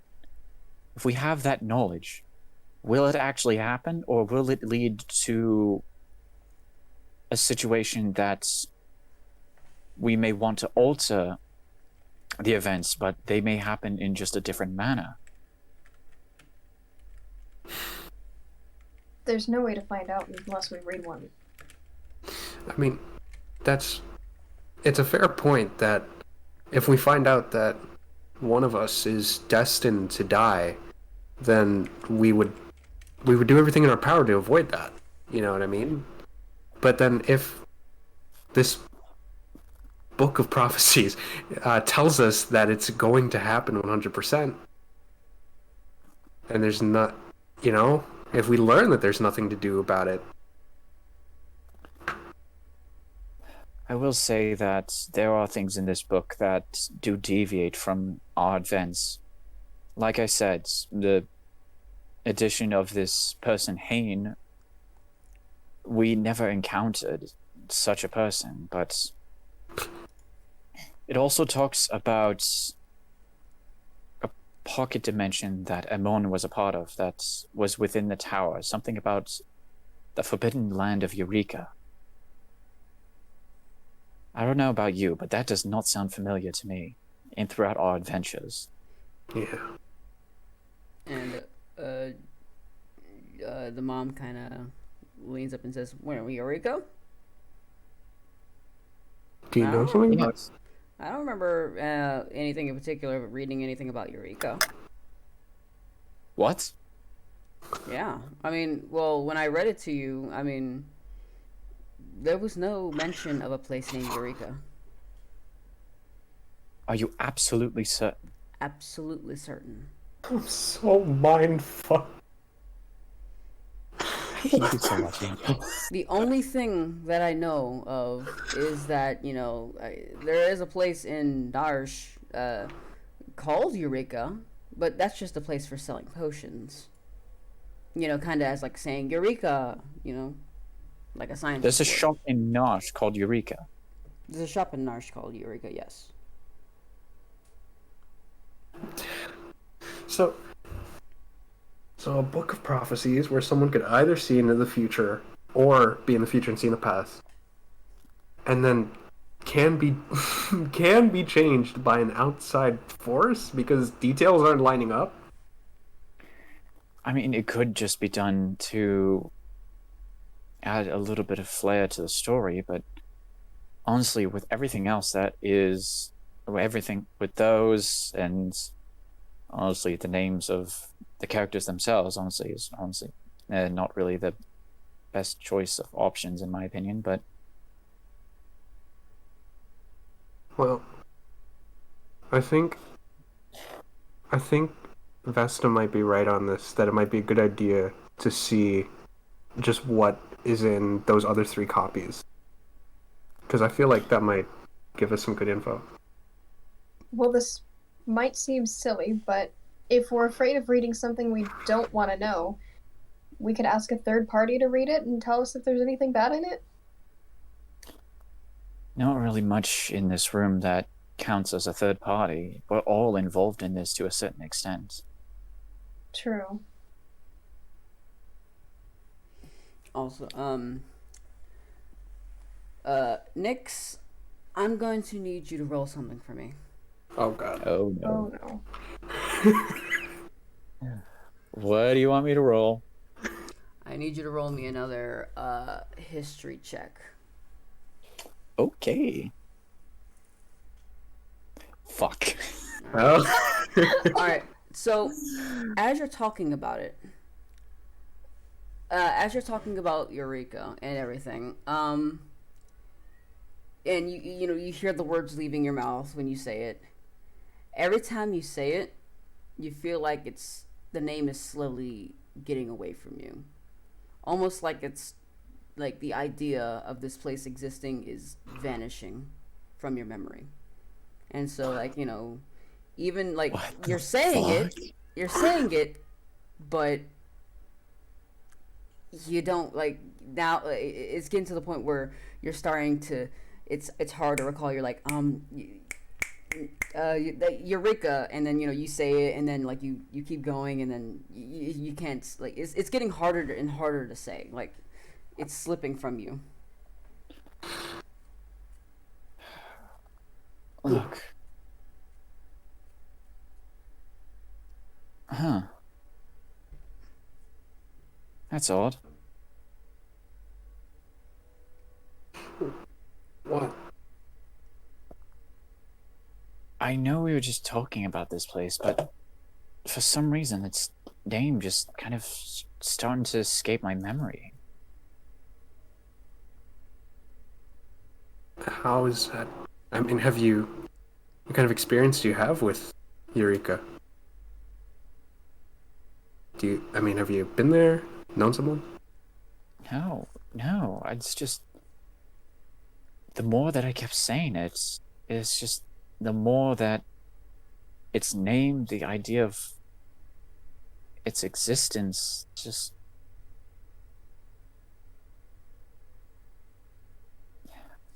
were you even sure that a place like this could even exist?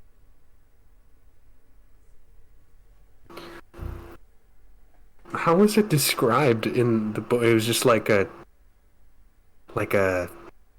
pocket dimension in the tower? I don't remember. I could have sworn I did, but I can't quite remember. Evangeline kind of looks. She says, "Why don't you just take a look in the book? You have it, right? Just like look through it, see if you can skim it, find what it says." Right. I crack open the book and try and skim through the pages. Yeah. You look at the table of contents, and you look and you skimming and you're skimming, and you notice that a few pages, seem to be missing. Like you see that the number pages are okay. So the time, okay, usually back when you remembered it, the Forbidden Land of Eureka was a place that they visited at really late in the book. So it's about, I'd say, 500 or so pages in, and so like I'm just gonna give off a random page number because I don't know the exact specific, but yeah, we'll just say 567. Usually it would begin on 567, but 566 leads into page 520. No, 583. Like it skips over a decent chunk. Like a decent chunk of the pages are like gone, and it doesn't look like someone ripped them out. It's just like the page numbers just don't line up. They're just gone. They're not there. Yeah. What the fuck? Was the book just messed with just now by some outside force? I don't know, but I was worried something along these lines may or may not happen. I know, like I was telling you guys, knowing certain events in that from these books could cause. We don't know what it could cause, and honestly, if such a place exists and got erased from my mind, that could be some sort of precautionary measure of knowing things from the future. And honestly, that is fucking terrifying. Yeah. But if this happens with the rest of the books, we may not want to actually read them. it might be like telling us to stay away or something.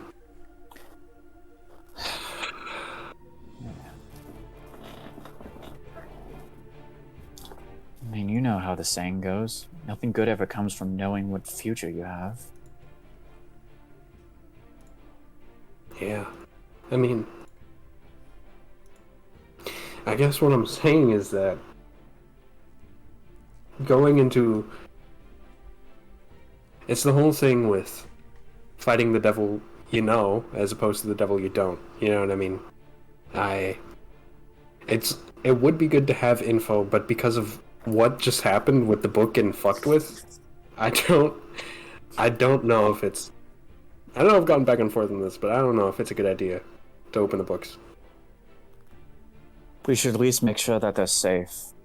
Keep them locked up somewhere. Or take them with us and make sure that they're always in a secure location. Yeah. True. We should probably find the rest of these books as well. I just don't understand, though. How could somebody...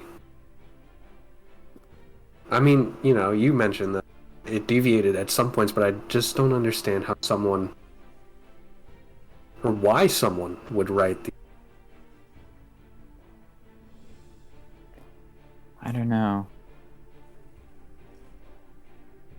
And honestly, it seems like I don't really know a lot about the situations that are going on right now.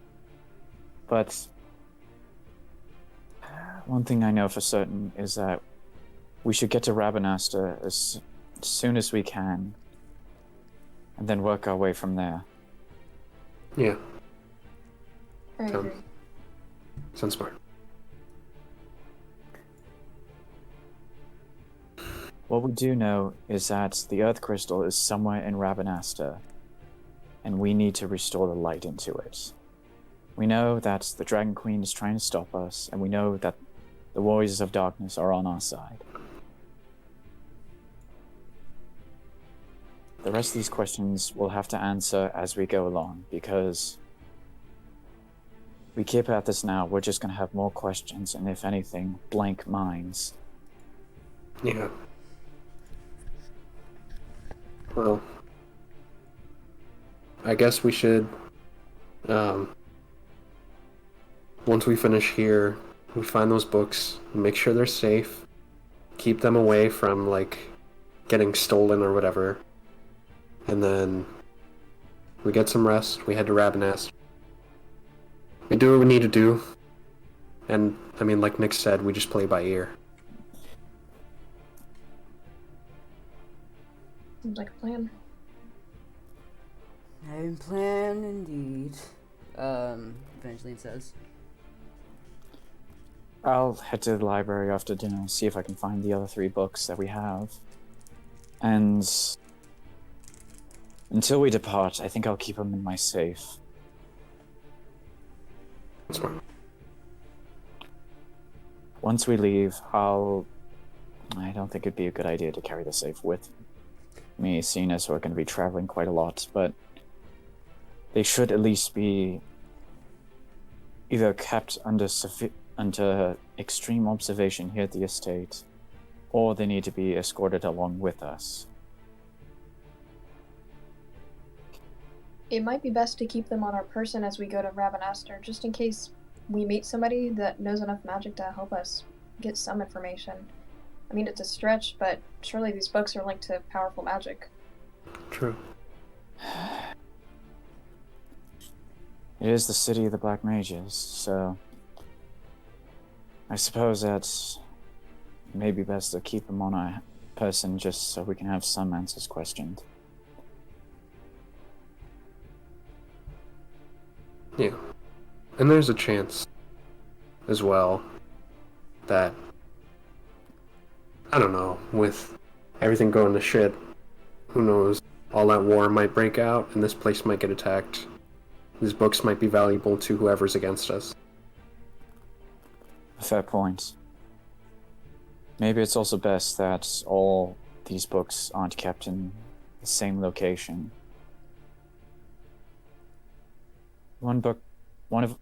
Each of us should hold at least one of the books. That way, if we lose one, we don't lose them all. Yeah, Probably that for sounds the smart. best.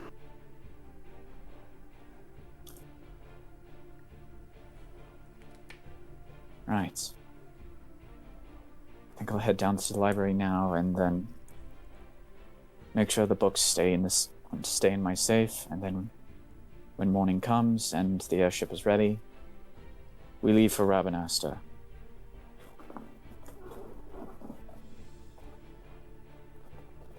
Sounds like a plan.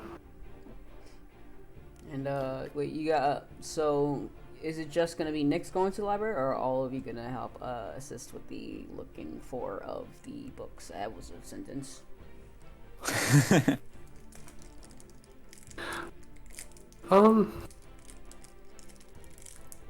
You want some company, Nix?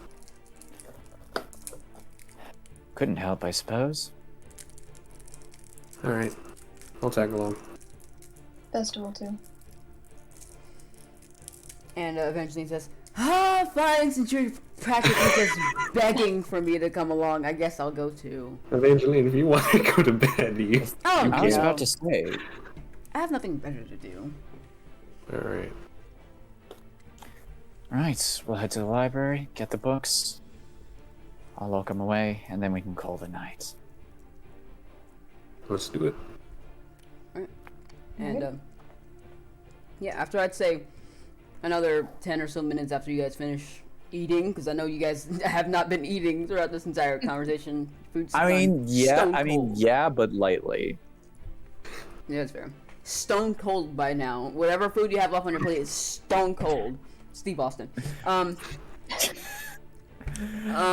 yeah, after a while, you finish your food, stone cold food, and you guys get up, and your mom says, "Good luck. They should be in Thanks, the Mother. library." Let me know if you get any information about that crystal. I got you. I can find a way to contact you guys on Link Pearl because I don't really have one, but I'm sure someone around here does. Oh, Biggs and Wedge might figure something out. When they get back. Or whenever they get out of the pool.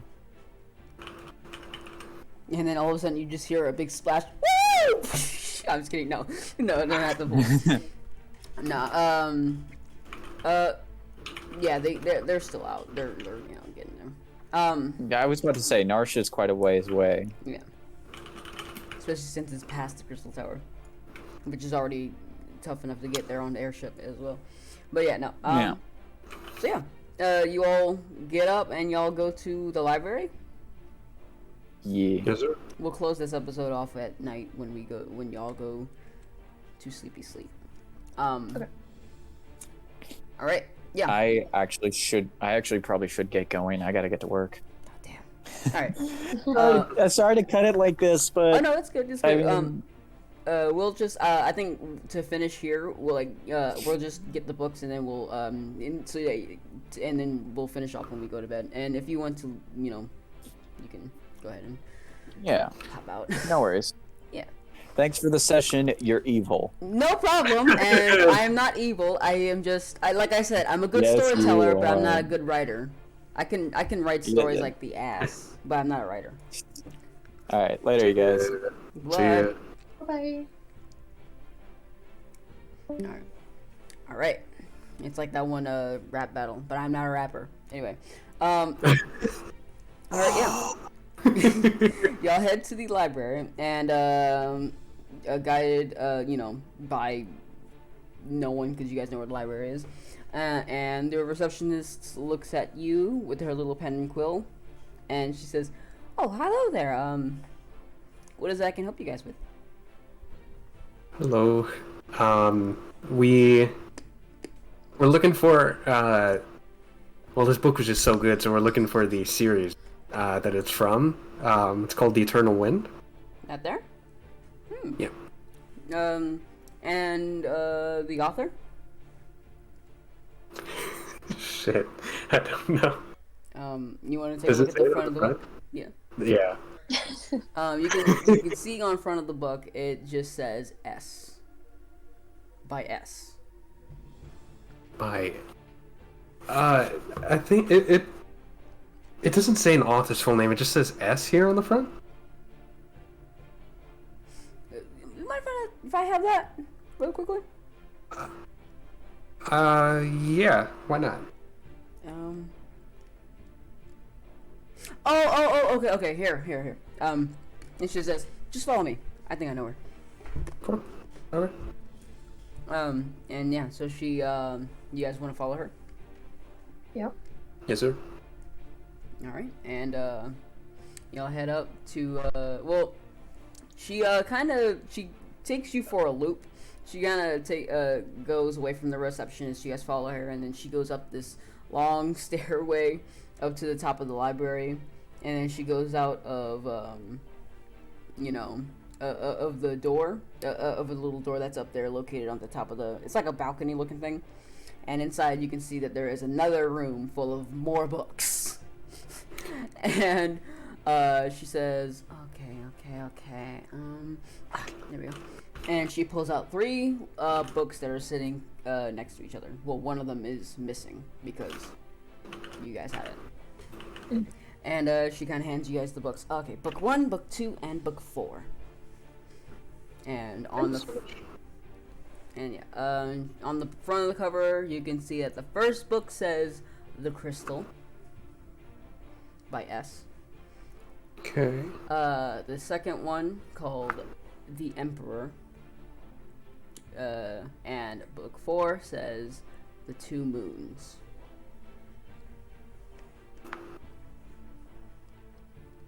By S. Crystal, Emperor, Two Moons.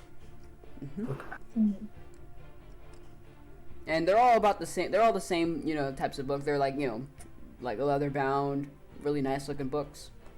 Okay. Good quality. Huh. So yeah, you have your books. Thank you so much. Yeah, no problem. Just, let me know if you need anything. And, yeah, that's pretty much it. Alright. Alright. So I guess there's no way to tell which one correlates to which crystal, huh? Does not. Yeah. Well, I mean, Eliza did say that there are multiple of them, so I don't think they really correlate to a crystal. Damn. True. Okay. Yeah. But like Nick said, we should probably think each of us holds onto one as we go on our journey. Yeah, do we want to give one to Evangeline? Oh, yes, I want to be important, she says. I mean, I don't see why not. Yay! She's not. And she kind of she said, I want that one. She points to the one that says the Emperor. Okay, Evangeline, this is an extremely important artifact. It is not. I'm pretty sure that there are millions of copies of this. Give me. The thing is, because No, okay, well, it's gone. And yeah, she grabs it and she says, yes! Don't lose that. I won't. Probably. So yeah, all you guys are left with is the first book and the fourth book. Okay. I'll go ahead and take the 4th book. I'll take the first then. Yeah, Vesta, you received the book labeled. You took the 4th one, right? Mm-hmm, the 2 moons. Yeah, you received the 2 Moons by S, and you, Franklin, you received the Crystal by S. And yeah, you guys have your books. And Nyx keeps the Eternal Wind, of course. Mm-hmm. Okay. Alright. Alright, yeah. And Evangeline says now, can we go now? I'm tired now. Yeah, it's pretty late. We should head to bed. Awesome. Can't argue against some sleep. Yeah. Alright, let me quickly do a thing before we head to bed.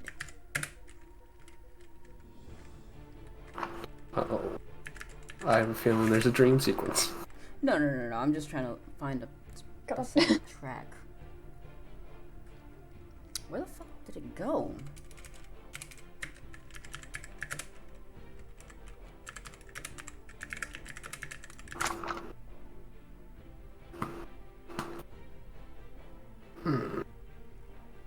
Oh wait, hang on. Sorry, this is taking. No, take it.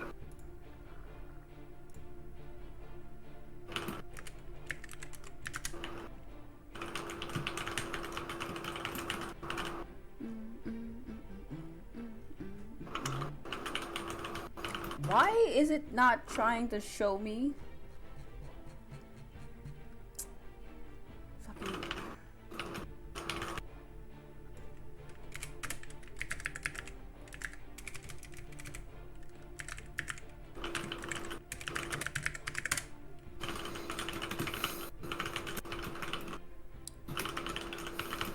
Why?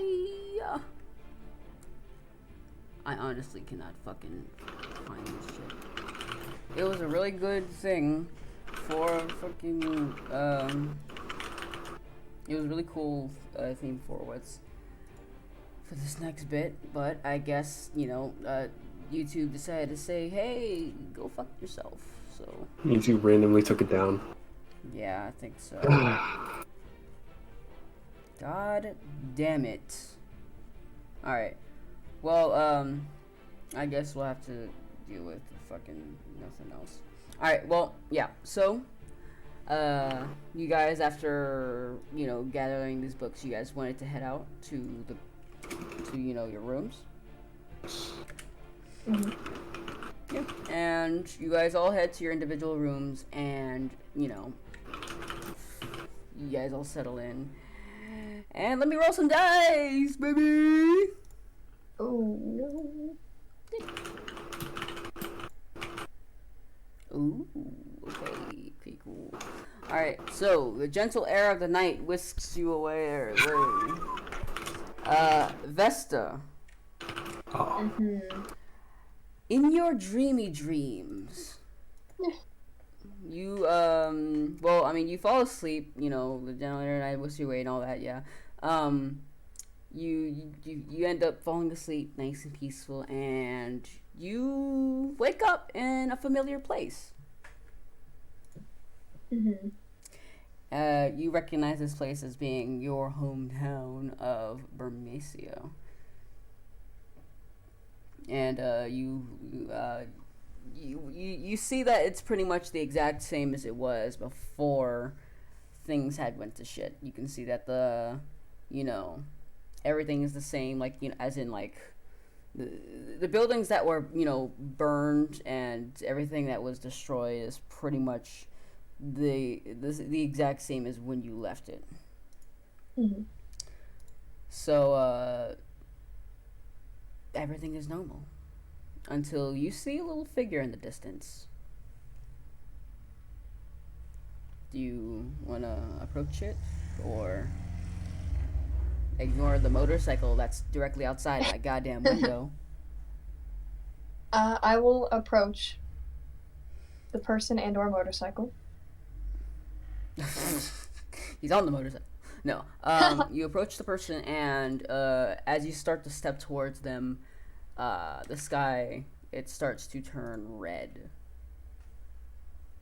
And you can't really, you know, you can't really see what it is, but it. Wait, why the fuck? Yeah. You don't really see what's causing it, but when you look up, yeah, you do see that the sky is red, and that there is a bunch of meteors that looks like raining down from the sky.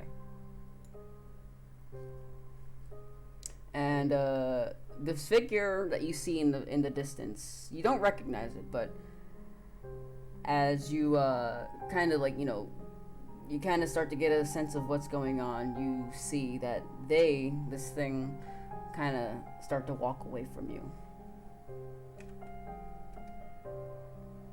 I will call out to the figure of, hello? And you can hear the echoes, and you can hear the echoes of your voice, this barren town. And the sky begins to burn even more, setting the closest buildings to you aflame. But surprisingly, they're not blowing up. It's like the meteors hit, but they don't, like, the places don't explode. They just seem to catch fire. And as you call out to them, they turn around. And they get a little closer to you. They start walking to you. Is there one thing? Is there an error or something you wanted to say, Vesta? No, I'm just gonna keep approaching them. Do I recognize them as they draw closer? Oh no, they didn't. No, that wasn't me. That was them saying that. Oh. It's a very familiar voice. Who are you? Why are you here? You know who I am. And you will know again soon. And you can see that this figure starts to slowly float up in the air. And as they start to float up, as they're floating up, they kind of float to you as well, like kind of like in a diagonal kind of shape if you were looking at it from the side. And it looks for a second to be a long lost friend, but when they come into view even more, they appear to have the appearance of the Dragon Queen. And that is where we're going to end our sessions for today. What the fuck, Angel? That is where we're going to end our session today. Thank you all for coming out.